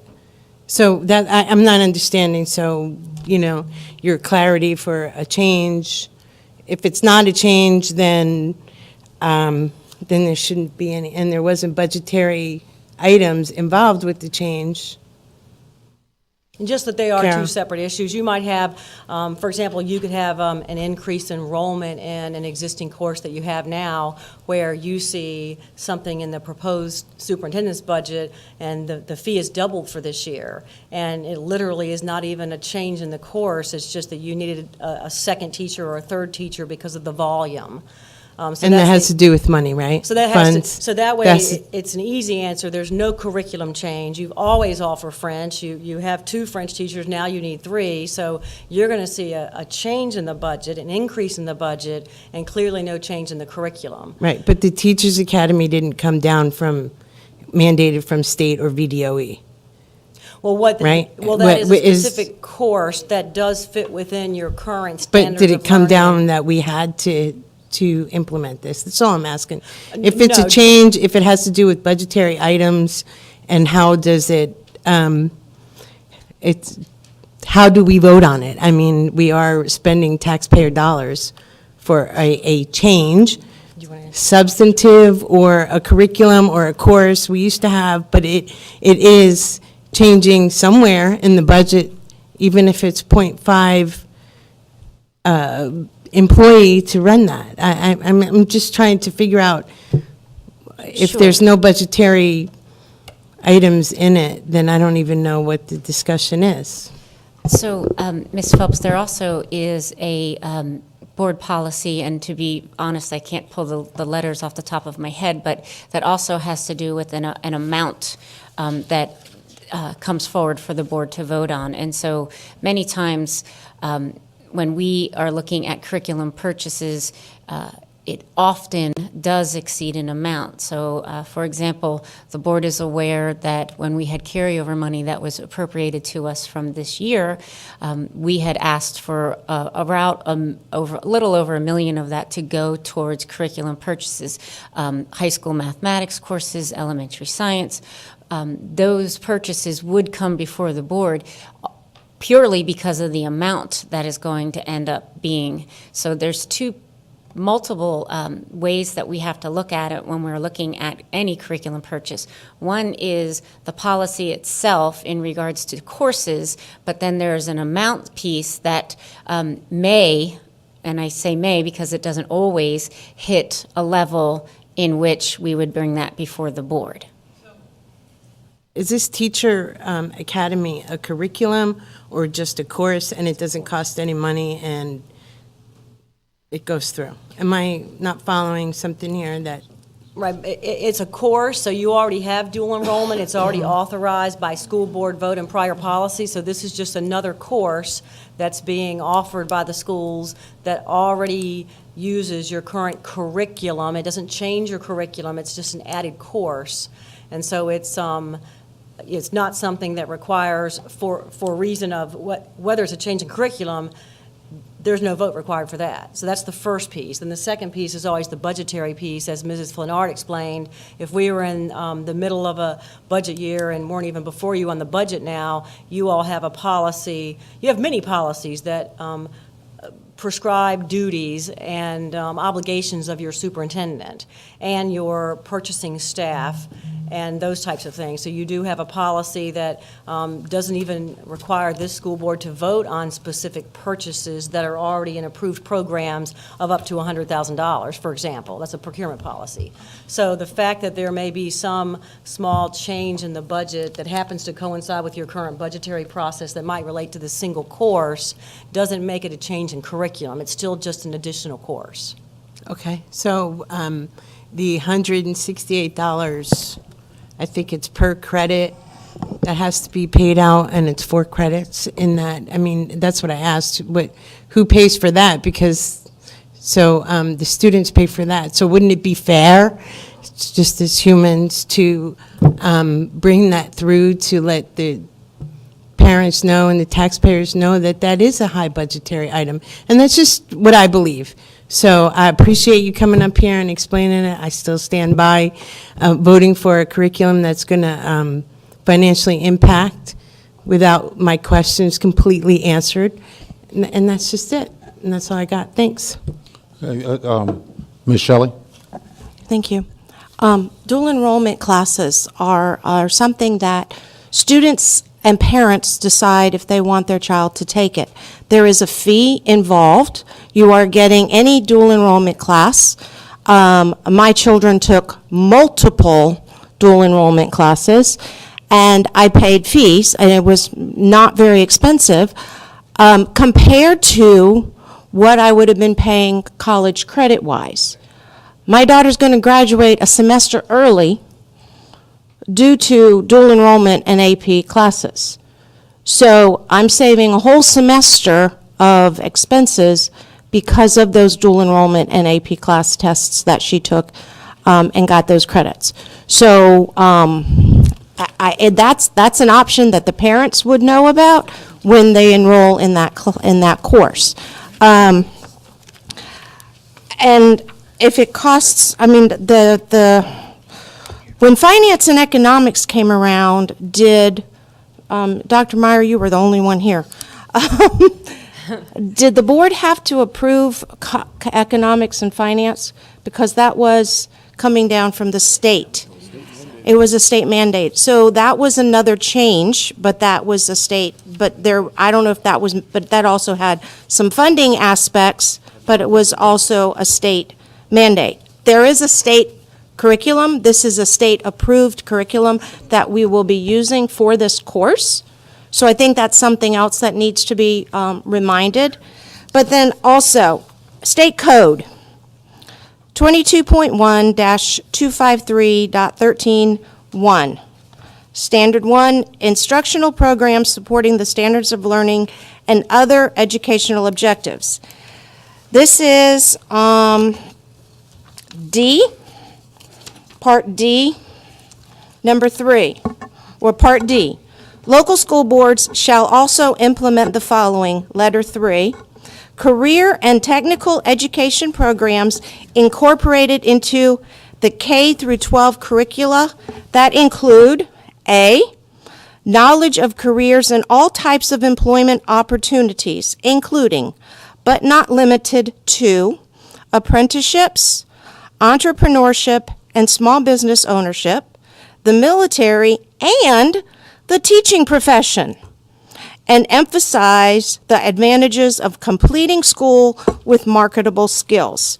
The teaching profession is actually mentioned in the Code of Virginia as a CTE course. So I just want to make sure that all of the board members are aware of that, that this is also part of the CTE program, because it is a career course, and it's not costing the taxpayers. This is another course that's going to make more students, maybe have some students who might not know what they want to do, but they're like, oh, I want to teach. Make them want to come to school a little bit more. And for that, could help our graduation rates. It could help our attendance rates, which is always good, because now we know that the students are going to be getting something that they really want to do, because students who don't want to go into the education field are not going to be taking this class. So I think it's something that, it's courses, it's a course. The curriculum is through the state, not something that we need to approve. And finance-wise, I think it's very cost neutral. That's my opinion. Okay, we're going to thank you, Ms. Shelley. We're going to go with Ms. Gramp, and then we're going to shut off debate on this and continue. Go ahead, Ms. Gramp. Okay, go ahead, please. I'll wait till you go. That's okay, I'll wait till you go. Please, Ms. Gramp. Ms. Parrish, I just wanted to clarify that as I understand it from the code, school board members and the superintendent have a delegated relationship by the code, that the superintendent does the day-to-day activities of the school and the school board does the broader policy. So curriculum, as long as it applies or follows the Department of Education guidelines, would fall to the superintendent to pick the courses that fulfill the guidelines, et cetera. Is that correct? As to the courses, yes, the The problem is courses. overuse of the word curriculum. Right. Curriculum, as it That's is what- defined in your regulation, that's the overall course of studies Right. consistent with the SOL. That's something And the the school Department of board- Education guidelines, Right. graduation requirements, that's curriculum. Right, and so that's something the school board approves, and then once you have that umbrella of the curriculum, then you have delegated to your superintendent certain obligations and responsibilities to make sure your school board is following the curriculum you've already approved. Correct. I think that it is an issue just across society. The curriculum is used to mean a lot of things, but in education terms, at least in education classes I take and in my reading codes, the curriculum is the overall. Following the graduation requirements, following the SOL requirements, that's your curriculum. Correct. Yes, Okay. ma'am. Thank you. And then as far as just a question for staff, when we added REACH, we did not vote on that program, correct? To be very candid with you, Ms. Gramp, that is before my time, but when looking at the records, I did not locate where a REACH program would have been voted upon. Correct. And when we but expanded it recently, we did expand that recently. there was no vote taken. That was It- during my tenure, and I could say that, no, there wasn't an Right. expansion. It was just vote. adding to a class that's already there. And That's we correct. gave other options to those students and expanded the opportunity to those students. Yes, ma'am. So, and then as far as the Teachers Academy goes, with the dual enrollment courses, we've had dual enrollment courses since I was in high school. We didn't have as many, but the purpose of the dual enrollment courses is so you're getting college credit for a very discounted rate. And your students aren't forced to take those classes. You choose to pay the dual enrollment fee, so you get the college credits at a discounted rate, and you get to graduate with those. So how many dual enrollment courses do we already offer?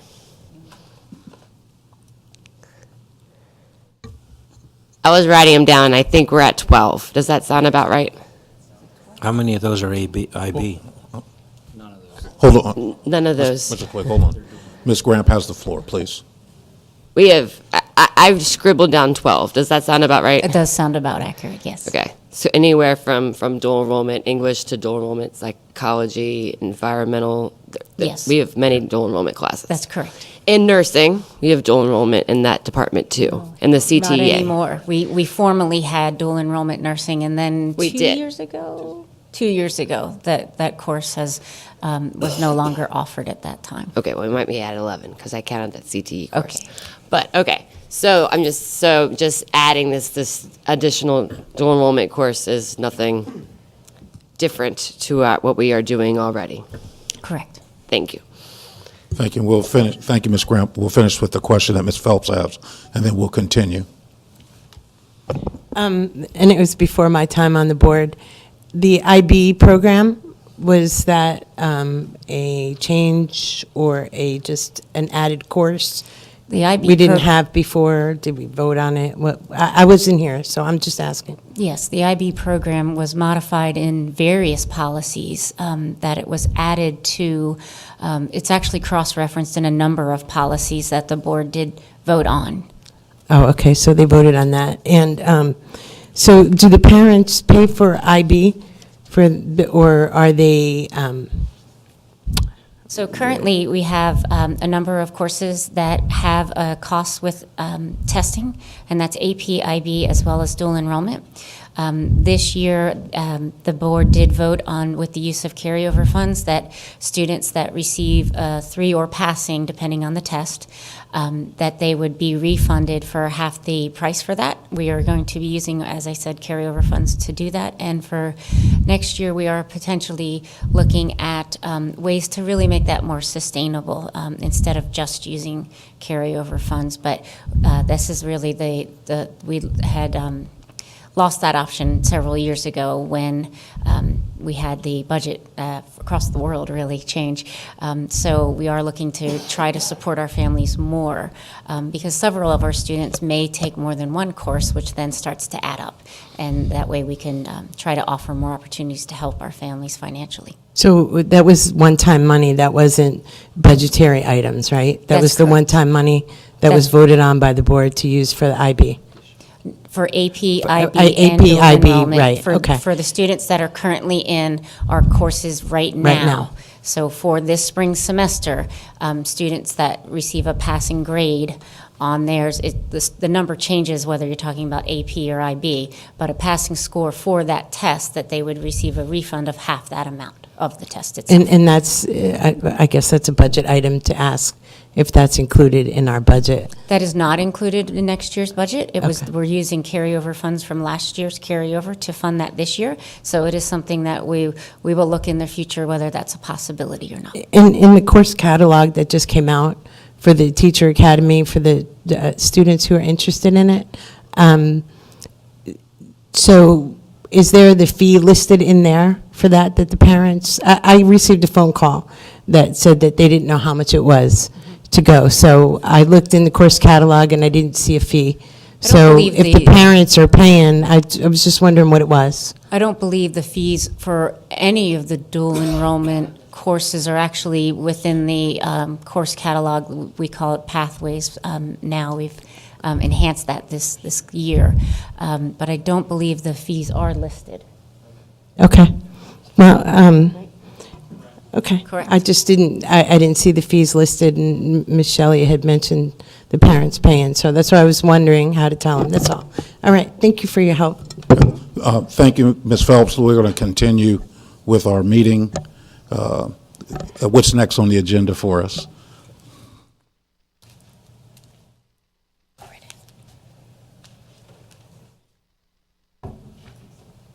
We were just reviewing those policies, so it's the next, whatever's next on the agenda. Okay, so we're moving on. Dr. Meyer? I'd just like to summarize where we are, because there was an assertion made that we were in violation of policy because we didn't have a curriculum approved. By what we've heard from legal counsel and from Mrs. Flenard, we're not. The curriculum is what it is. What we have is a course, a dual enrollment course, which is part of the pathways that is being developed for the benefit of our students. It has a nominal cost. It's included in the budget. And when the budget was approved by this board, that was approved. When it comes back for us to adopt the budget, it's up for review again.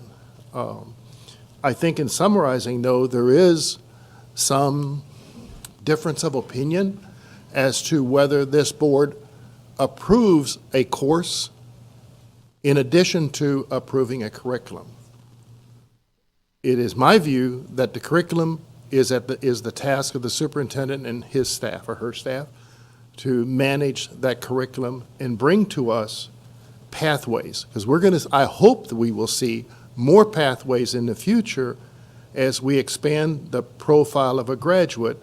The Virginia profile of a graduate anticipates that there are going to be more pathways and that we will be expanding those. So undoubtedly, we're going to be expanding the courses, which kind of begs the question whether this board has to approve each pathway or every course change in a pathway. It begs the question. Or whether this is part that we have entrusted with the superintendent to bring his recommendation that he hears from the staff as to how that will be unfolded. I truly anticipate that when we get into the strategic plan, and as that plan is unfolded, which does come back to this board, that strategic plan, which is under development right now, will come back to this board, will have specificity with it, and I truly anticipate there are going to be expansions anticipated in the vision, at least, and how that will be developed in terms of those pathways. So this board will be approving through the 6-year plan, the long-range plan for this division, which will include anticipated courses or dual enrollments, because that whole facet is destined to be expanded. I do not envision that we would be approving course by course by course. I anticipate that we would approve the overall umbrella, which is the 6-year plan, and then we proceed from that, and the rest is entrusted to the superintendent. If there is disagreement on this board as to how that should be handled, then we need to have another discussion, or a vote, put it that way, if that's what it's going to call for. But one, there was no violation of the policy, as was asserted. We are talking about a course, not a curriculum. It's language. We need to clear our definitions. And number two, there is cost attached, which is part of the budget process, that we then entrust to the superintendent to execute once the budget is approved. But I truly do anticipate the unfolding of the pathways when we have a chance to see the full development of the 6-year plan, which will embrace a lot of that curriculum that we're talking about tonight.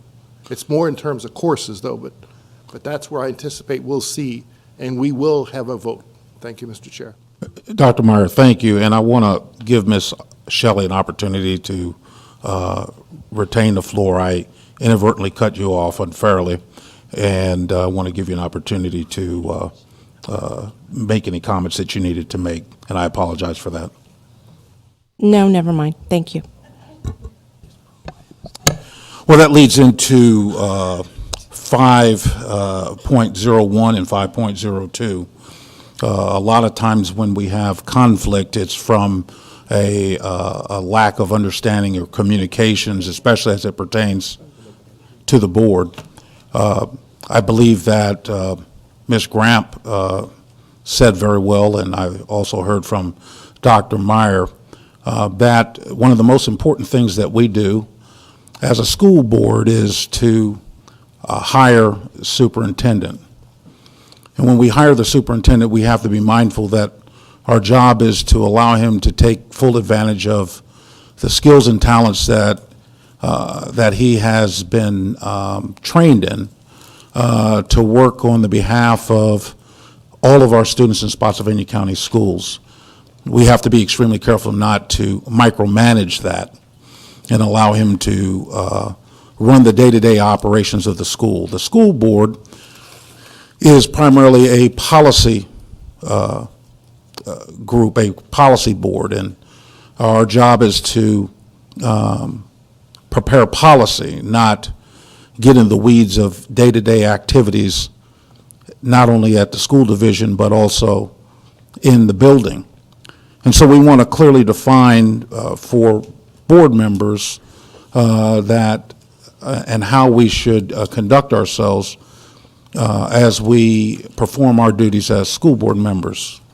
So you'll see that we have in front of you a draft regulation BG-R for board staff communications and the way that we should govern ourselves. After all, and I said this before, and I mean it sincerely, it takes 4 board members to charge the board to move in a direction, either to do something or to not do something. And when 4 members of this 7-member board agree to do that, then we can charge the superintendent to act on behalf of the board. The superintendent does not act on behalf of individuals or individual board members. He acts on behalf of the board. And so we want to make sure that that's clearly defined, that board members govern themselves accordingly in that regard, and that other board members understand that when we voted for different duties, that each board member had additional assignments, if you will, or liaisons, that the board voted for those activities and to charge them to act on behalf of the board. If you are a board member and you're engaged in something that the board did not ask you to do, then you're not acting on behalf of the board. You're acting on your behalf, and the board is the only authority, not the individual board member. So you see in front of us the draft regulation, BGR. We will vote on BGR on our next board meeting, but I wanted to bring it up for an opportunity for discussion. The way the discussion will go is, and I'm offering my opening comments first, and those were my opening comments. Each member in order will have an opportunity to provide opening comments. Then we will have an opportunity to offer rebuttal. And then we'll finally, in the third round, finish up to substantiate our comments. And then we'll move on until our next meeting, where we will determine if we will approve draft regulation BGR. So the order will be Dr. Meyer will go first, then Mr. Blaine, and then Ms. Phelps, Mr. Twigg, Ms. Shelley, and then Ms. Gramp, in that order. So Dr. Meyer, the floor is yours. Thank you, Mr. Chairman. The draft on BGR is divided up into several segments. The first one has to deal with board communications with staff, trying to increase the efficiency and make sure that we're working, through the superintendent and through the board chair as the way to streamline and make sure that all parties are included and are aware of what is being requested, how it's being requested, to whom it's been requested, and make sure that there is like an established order. The other is staff communication with the board or its subcommittees from our staff people, principals, supervisors, teachers, and others. Again, emphasizing that information comes through the superintendent. The third area deals with communications between individual staff members and individual board members. This is to make sure that we always remember that we are only a board when we're here at the dais. We're not a board when we're out there in the community. We're a board member, but we have no authority to direct or ask for staff to do things or give any kind of orders to staff or establish timelines. That's not in our purview of responsibility or authority when we are individual members.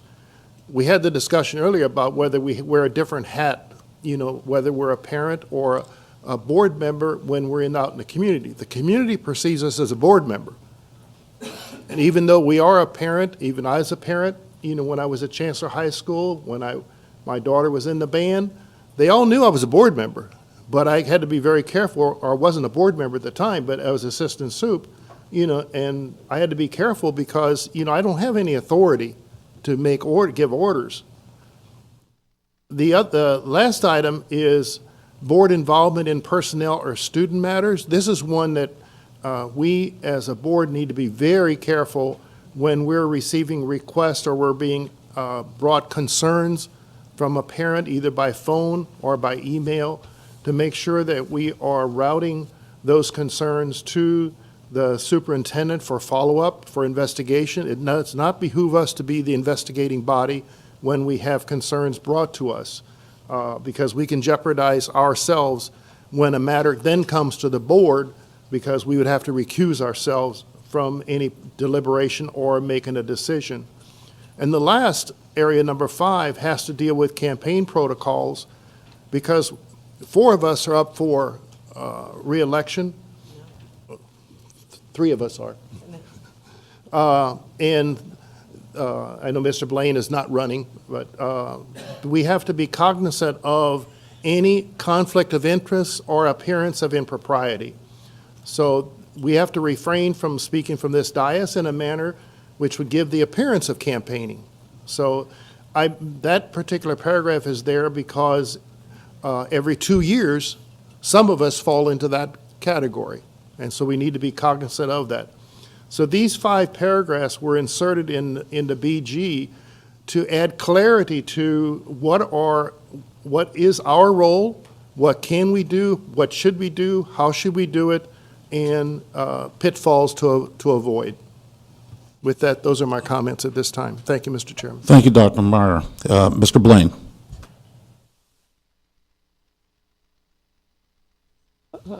I have one unique capability on this board, and that is I served on another school board for 14 years before I moved to Virginia, and this is completing my 8th year right now here, actually, added up, long time. And the environments in Illinois and in Virginia are different. We don't operate quite the same. But the school board has 2 responsibilities. One is to hire the representative of the superintendent. And the superintendent really runs the schools. In addition to hiring the superintendent, the board's responsibility is making policy, period.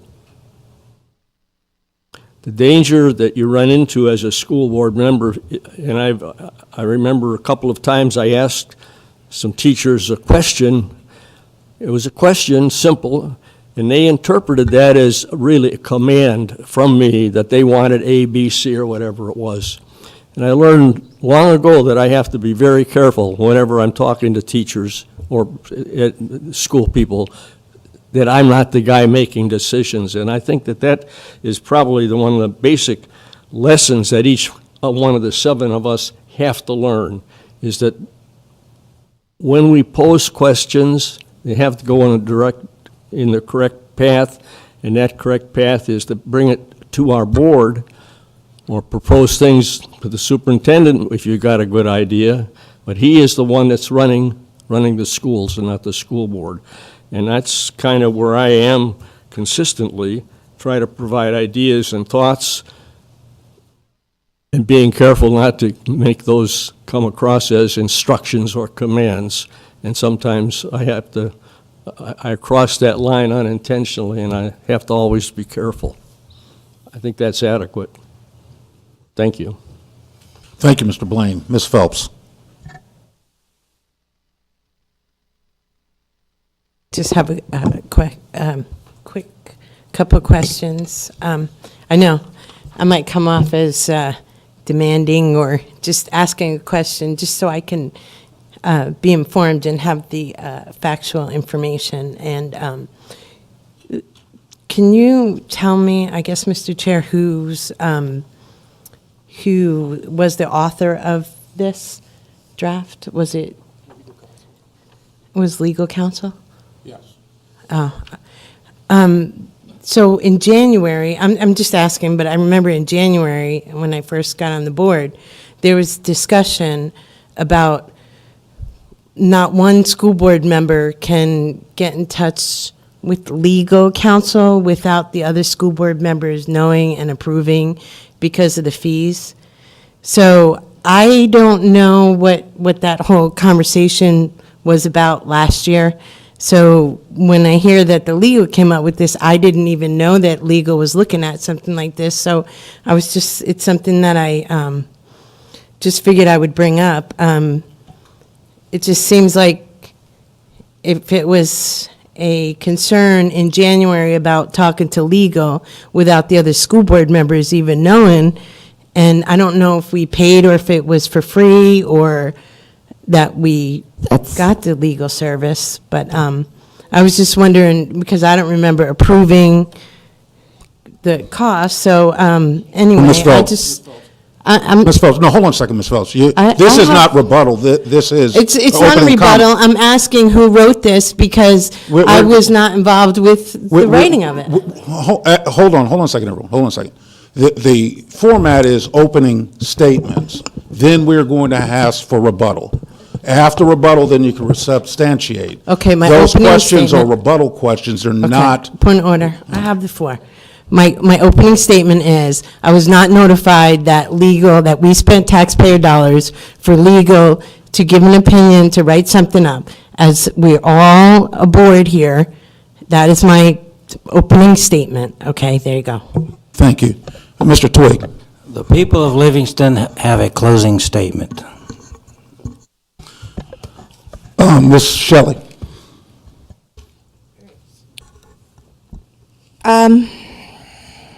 I'm just going to hold off. Maybe speak later. Thank you. Thank you. Ms. Gramp. There is this reg, is it a reg? Yes, a reg. Okay, I didn't want to say the wrong thing. Policy was used in the prior person's language. I was making sure this was a reg, not a policy. This is just standard expectations of the school board as defined by our job from the Department of Education and the state constitution. So there's nothing new here. It is just putting it in clear, concise words to make sure that there is a clear understanding of what is expected of us and what is not expected of us. There's a little bit of misinformation between school board members and employees, when sometimes employees think that, they work for the school board members. I think they can get fired if they say certain things when they're being approached in public and whatnot, and that is just not. The employees work for the superintendent. The superintendent is the only employee that works for the school board. So everybody else works for the superintendent, which is what we charge him to do.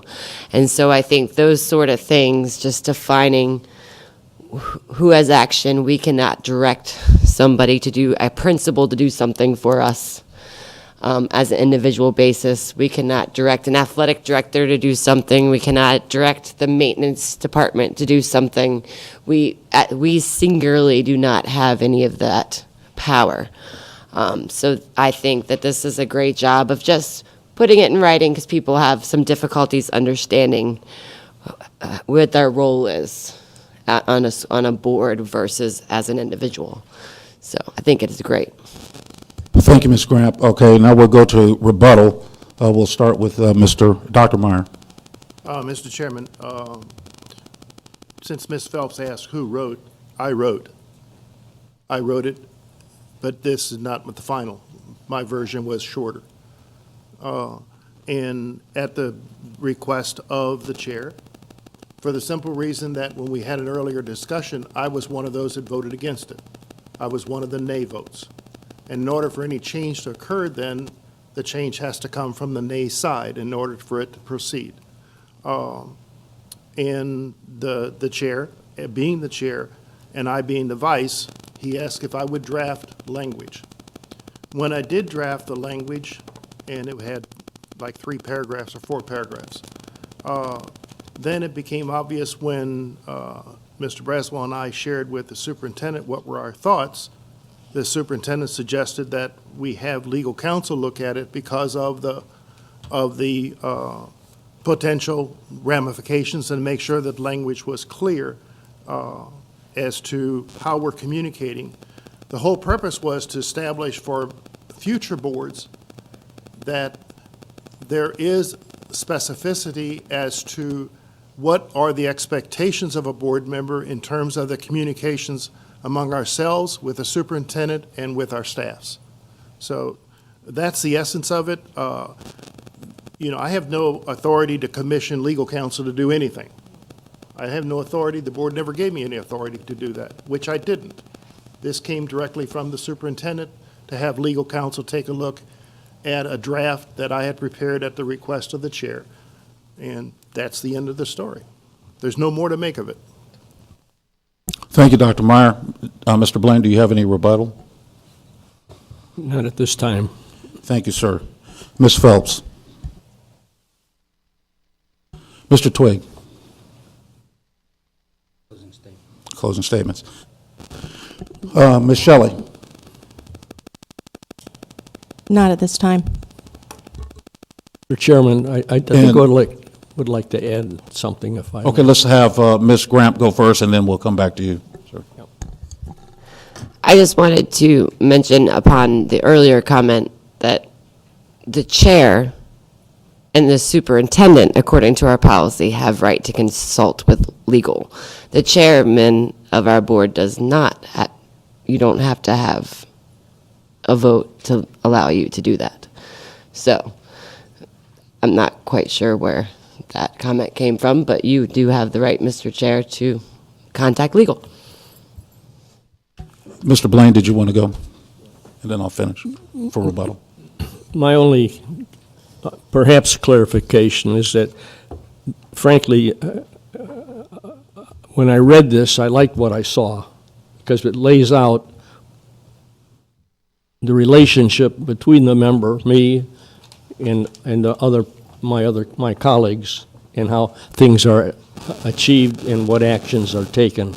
And so I think that this is a good draft. I think it's in the right direction, and it tries to lay out our areas of responsibility, and it clarifies, I think, pretty well that individually I don't have any responsibility, any authority.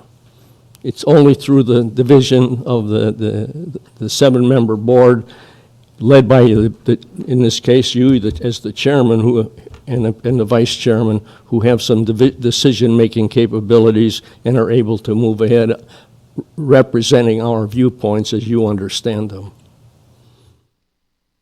Thank you, Mr. Blaine. And the question was, that I believe that I heard from Ms. Phelps, was based off of authority. And there's several types of authority. There's apparent authority, there's specified authority, and there's implied authority. And when the chair was elected, all three of those types of authority were invested in me by this board, and not by myself individually. And so, Ms. Gramp, I want to thank you for not only mentioning that, but it's where I was getting ready to segue into the authority of the board and the board chair. The chair was duly elected. It was empowered by at least 4 members of this board to act on behalf of the board, and that's what I did. And that's why we're proposing this, so that we would have the opportunity to have streamlined communications with our superintendent. Our superintendent works for the board, not board members. He works for the board, not board members, and his staff works for him and him alone. And what happens is, and I remember when I was in the military, there was times when you had folks asking your people questions and asking them or tasking them to do things that you were unaware of. It caused a lot of confusion and a breakdown in morale. And what we want to make sure is that this board is not responsible for interfering with the superintendent's ability to do the job that we charged him. We're going to finish up with substantiation at this time. Dr. Meyer. Thank you, sir. Mr. Blaine. Ms. Phelps. Yeah, I do. I forgot. Maybe I have a question that could be answered. So reading this, I don't know that you went through all of, but so from reading this, when a Lee Hill constituent calls me up and asks me a question, referring to this regulation or rule regulation that's before us, does that mean I have to wait until the next school board meeting to answer their question or to ask the superintendent? I guess what I'm trying to wrap my head around is I just believe that it could be simple, like Dr. Meyer had mentioned, simple with the fact that every school board member shall refer all questions to the superintendent and refer the stakeholders and constituents to the superintendent so that way their concerns and issues can be addressed by the school division personnel. That's how simple that I read all of this rule regulation to be, because if somebody calls me up from my Lee Hill constituent calls me up and has a concern, I have to wait till the next school board meeting to get it voted on to ask a question. That's what I need clarity on. Okay, well, So- let me, she's asking a question to the chair in this particular case. Yeah. And so I want to answer that. The requirement as board members, when we receive a comment or complaint or an inquiry from our citizenry, is to make sure that we forward it to the superintendent for action. Right. So you as an individual board member, when your constituent reaches out to you and has a concern, no matter what that concern is, it is your responsibility, if it's sent only to you, to forward it to the superintendent and allow him the opportunity to assign and task staff to provide a response so that you are appraised. No one's trying to prevent board members from receiving information. But when a citizen copies every board member on this dais, then it's my responsibility to respond Okay. to the superintendent to ensure that we receive a response and that we're not interfering in the investigation, so that we all would be able to receive an adequate response. I think it's important to know that we have to ensure that we always maintain the ability to be an appellate authority, because we have, at times, they will appeal to the school board on a superintendent's decision, and if we allow ourselves to get too deep in the weeds, if you will, then we have to recuse ourselves from the action. So our primary responsibility is an appellate authority, and if we allow ourselves to get into the weeds like that and get into the mix of the details, then we put ourselves in a peril where we cannot function as an appellate authority. But finish your substantiating comments. So should means that we should do it, but we don't have to? Or is that like a command to, is it mandatory? I didn't, and I also didn't see anything in here that said if the VDOE superintendent would grant a hearing if we violated this rule. It just seems like the rules are being made as we go, and I'm just trying to figure out what are the sanctions. There's no sanctions and reprimands in here. So I was wondering if you could just share that. Okay, and because this is really, that's really rebuttal, but I'm going to entertain this for you. Thank you. The question is about what are the sanctions. What we intend to do with this regulation is empower the superintendent to brief staff on how to communicate with board members, and that all those forms of communication will go through the superintendent, through the board. And if there's times when we need to contact the superintendent about something that's not a board meeting, then board members have the ability to seek out the chair to work through your particular issues so that we can get them to the superintendent in a timely fashion. The idea is to be able to bring information that the whole board can take advantage of and use for the benefit of the board. An example, a while back in October of last year, I knew we needed to have a stipend study because it was going to have an impact on the budget for the following year. And so in front of this dais, I challenged other board members to ask staff to look into doing a study, a stipend study.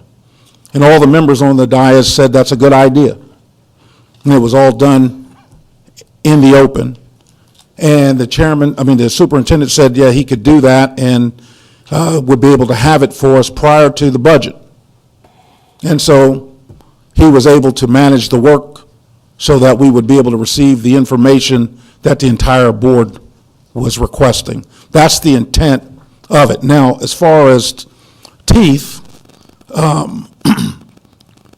the danger that all board members face, the danger that all board members face when we act outside of our mandated responsibilities and duties is that, and we willfully, or it can be shown that we willfully disregarded how we should govern ourselves, and we're sued, this board could, or potentially could, allow that person to defend themselves.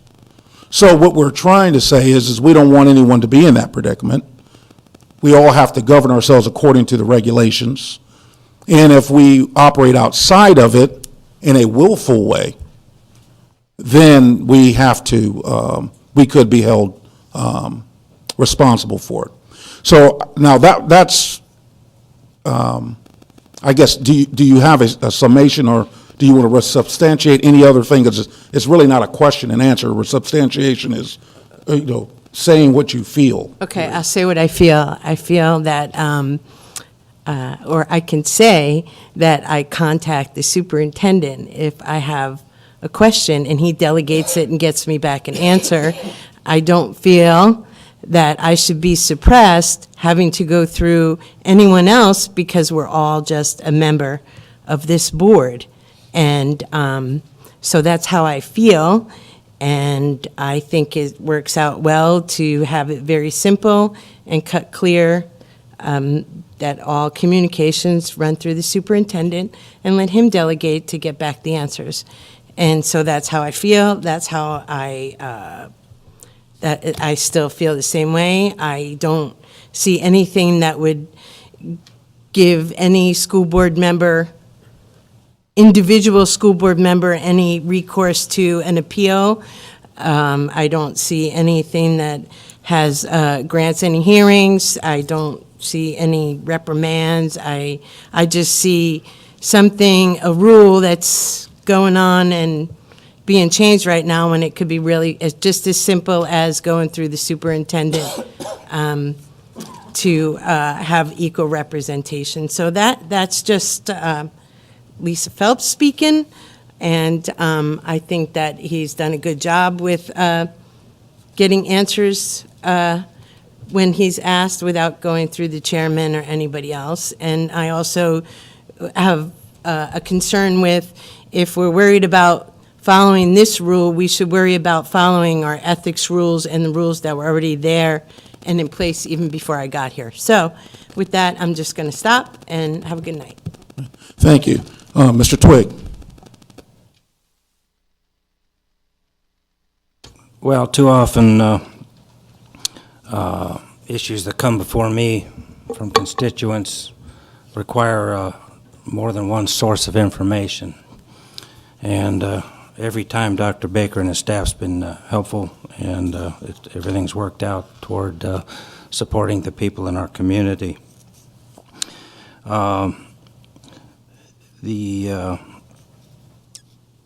Any limits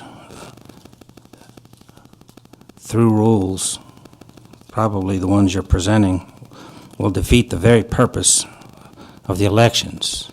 Any limits keep us all, but me in particularly, that's who I'm concerned about, is my 18,000 constituents, from representing our constituents, and we're treating each other as children. It is very apparent. Meanwhile, we have an $18 million deficit from our superintendent's proposed and budget. We're struggling and striving to continue to pay our teachers. We're striving to keep existing programs. Where's the professional courtesy and the respect in accordance with this board's priorities and purposes when it frivolously wastes time fooling with such silliness? And our board authority is not voted in at large. Therefore, my people will have no representation in this application. And with that, it's all about representation, and anything that impedes that will certainly rub against any of my functions and continued support from and working with Dr. Baker and his staff. Thank you. Thank you, Mr. Twigg. Ms. Shelley. Thank you, Mr. Braswell. What I see with this regulation is that, before I go on, Mr. Twigg, we don't have there's not an $18 million deficit, just a clarification. No rebuttal. Okay, Let's all right, finish. sorry. No All right, so rebuttal. the questions to the superintendent. If our constituents ask a question, for instance, I just got a question last week about one of our health policies. So that is specifically from a constituent. I forward it to Dr. Baker, and I'm not asking for anything for me.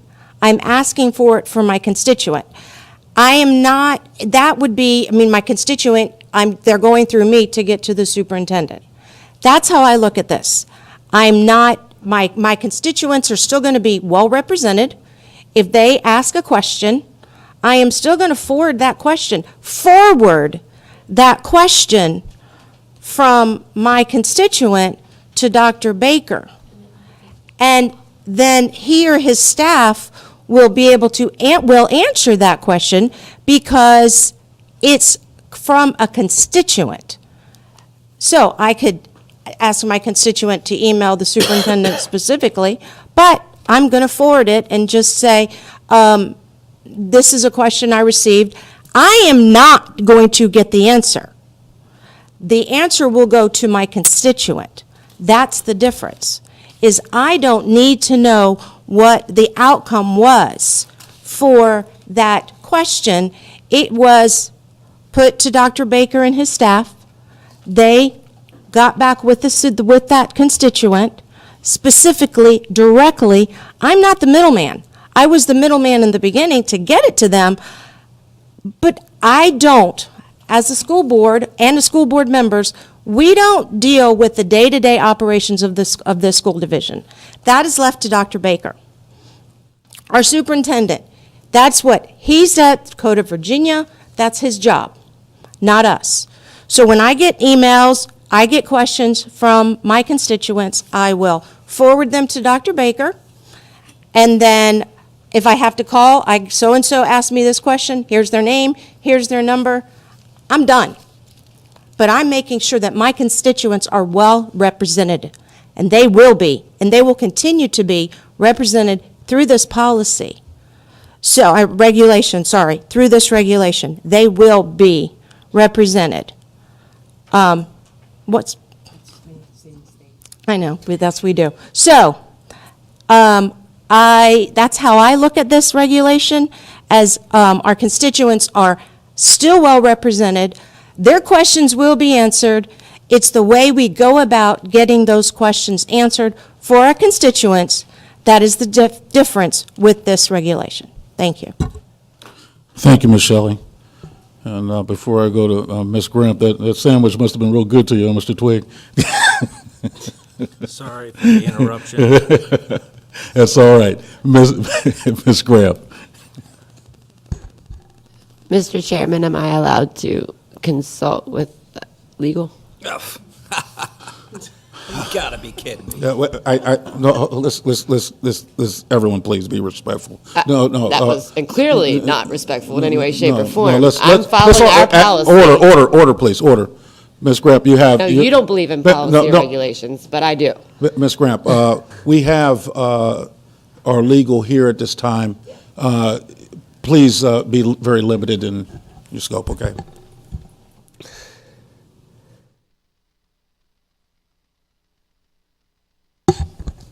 I just want to confirm, as I stated earlier, that there's nothing restricting about this regulation contrary to how we're supposed to be behaving to begin with. This is not new in this regulation. It's just new that we've put it in writing because we need to. It's typical behavior for other school boards. We're not doing, or other boards of directors or other. It's nothing that. I know it's a new regulation that we're writing, but it's not uncommon. Right, and there's nothing that's, I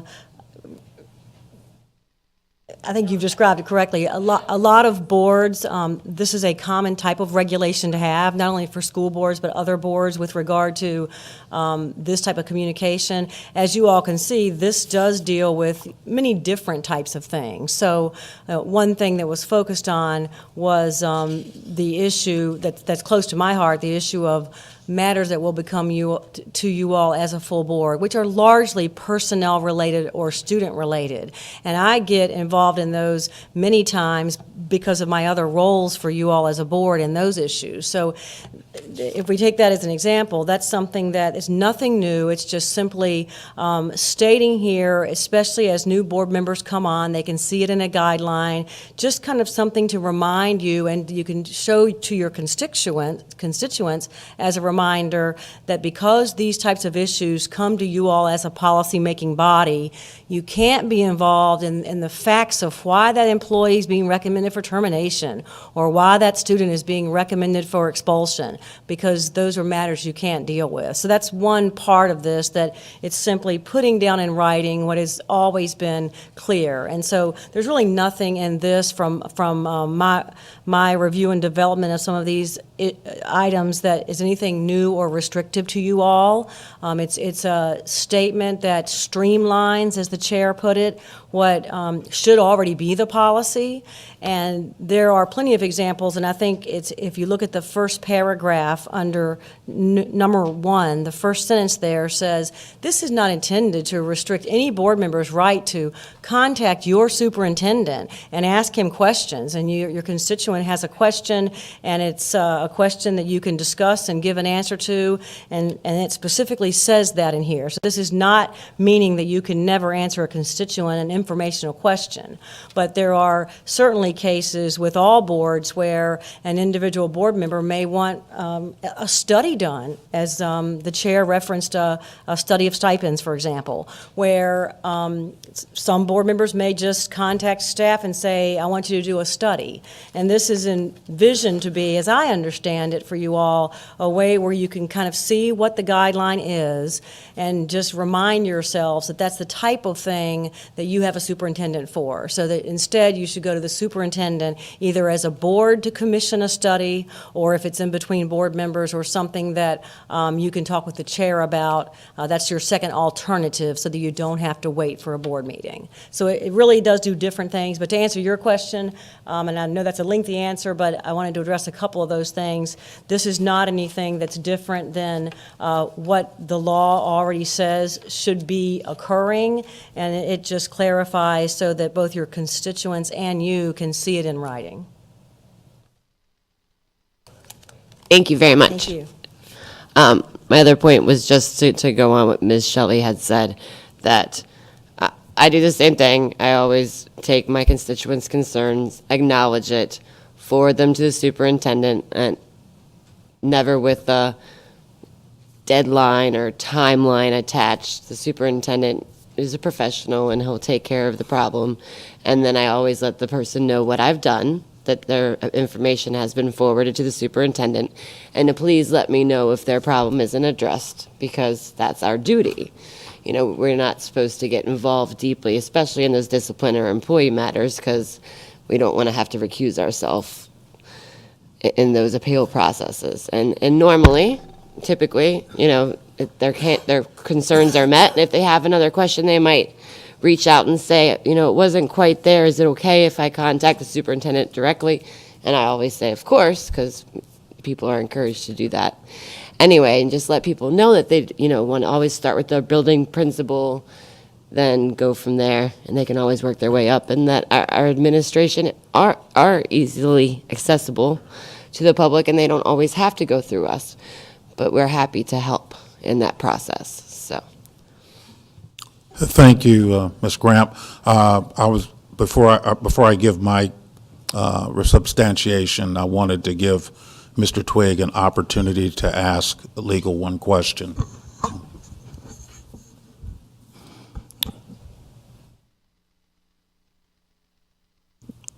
All right, one question in two parts, since I'm only allowed to ask one question. Who do you work for? Currently, I work for the school board. Okay, and are we Like I did one? an hour ago. Are we seven, or are we both? You all, as a board, act collectively. So you have 7 individual members, but as far as your attorney's client, it's always the board as a whole.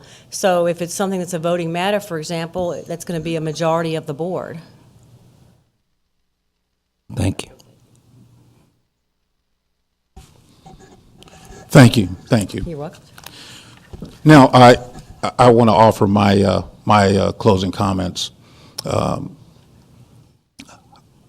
To me, it's imperative that we, as a board, respect the superintendent's ability to lead his own, that he hires, and who also has the ability to fire.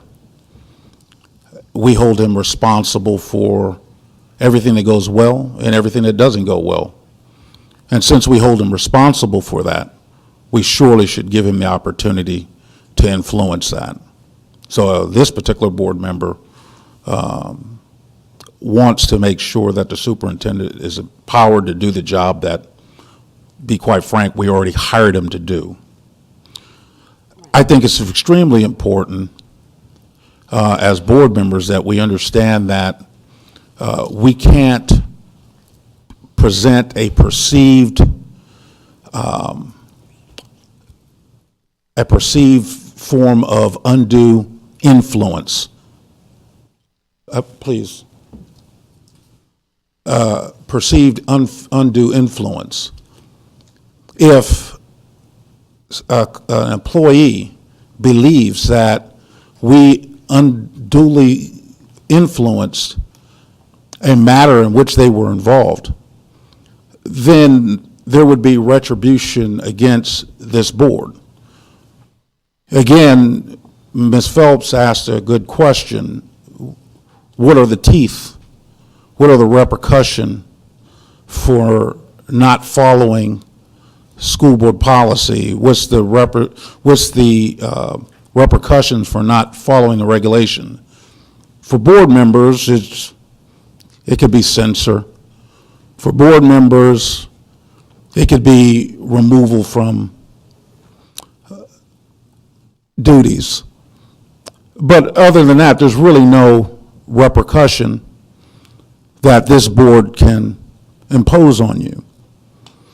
But if you interfere with the privacy of a student or an employee in a matter and prevent that process from working its way out, well, this board can unbundle themselves from you and allow you to stand on your own. And we don't want that to happen to any member on this board, no matter what our politics are. We just want to make sure that the process for employees and students is always controlled through our superintendent, and that the board always is in a position to be able to do its job as an appellate authority. So we close up debate and discussion on this particular regulation. We will vote on it in the next board meeting. We invite our constituents to share their opinions with any board member about how you feel on this particular matter. And then the board members will assemble themselves, prepare a motion and a second, and vote to either put this regulation in force or not. That's the way American democracy works, and that's the way board politics, if you will, works, and that's what this board is going to do. So closing, I don't have any other closing comments at this time. We have a motion to adjourn by Mr. Twigg. Second by Ms. Phelps. All in favor? Aye. Any opposed? This meeting is adjourned. Yeah, you can-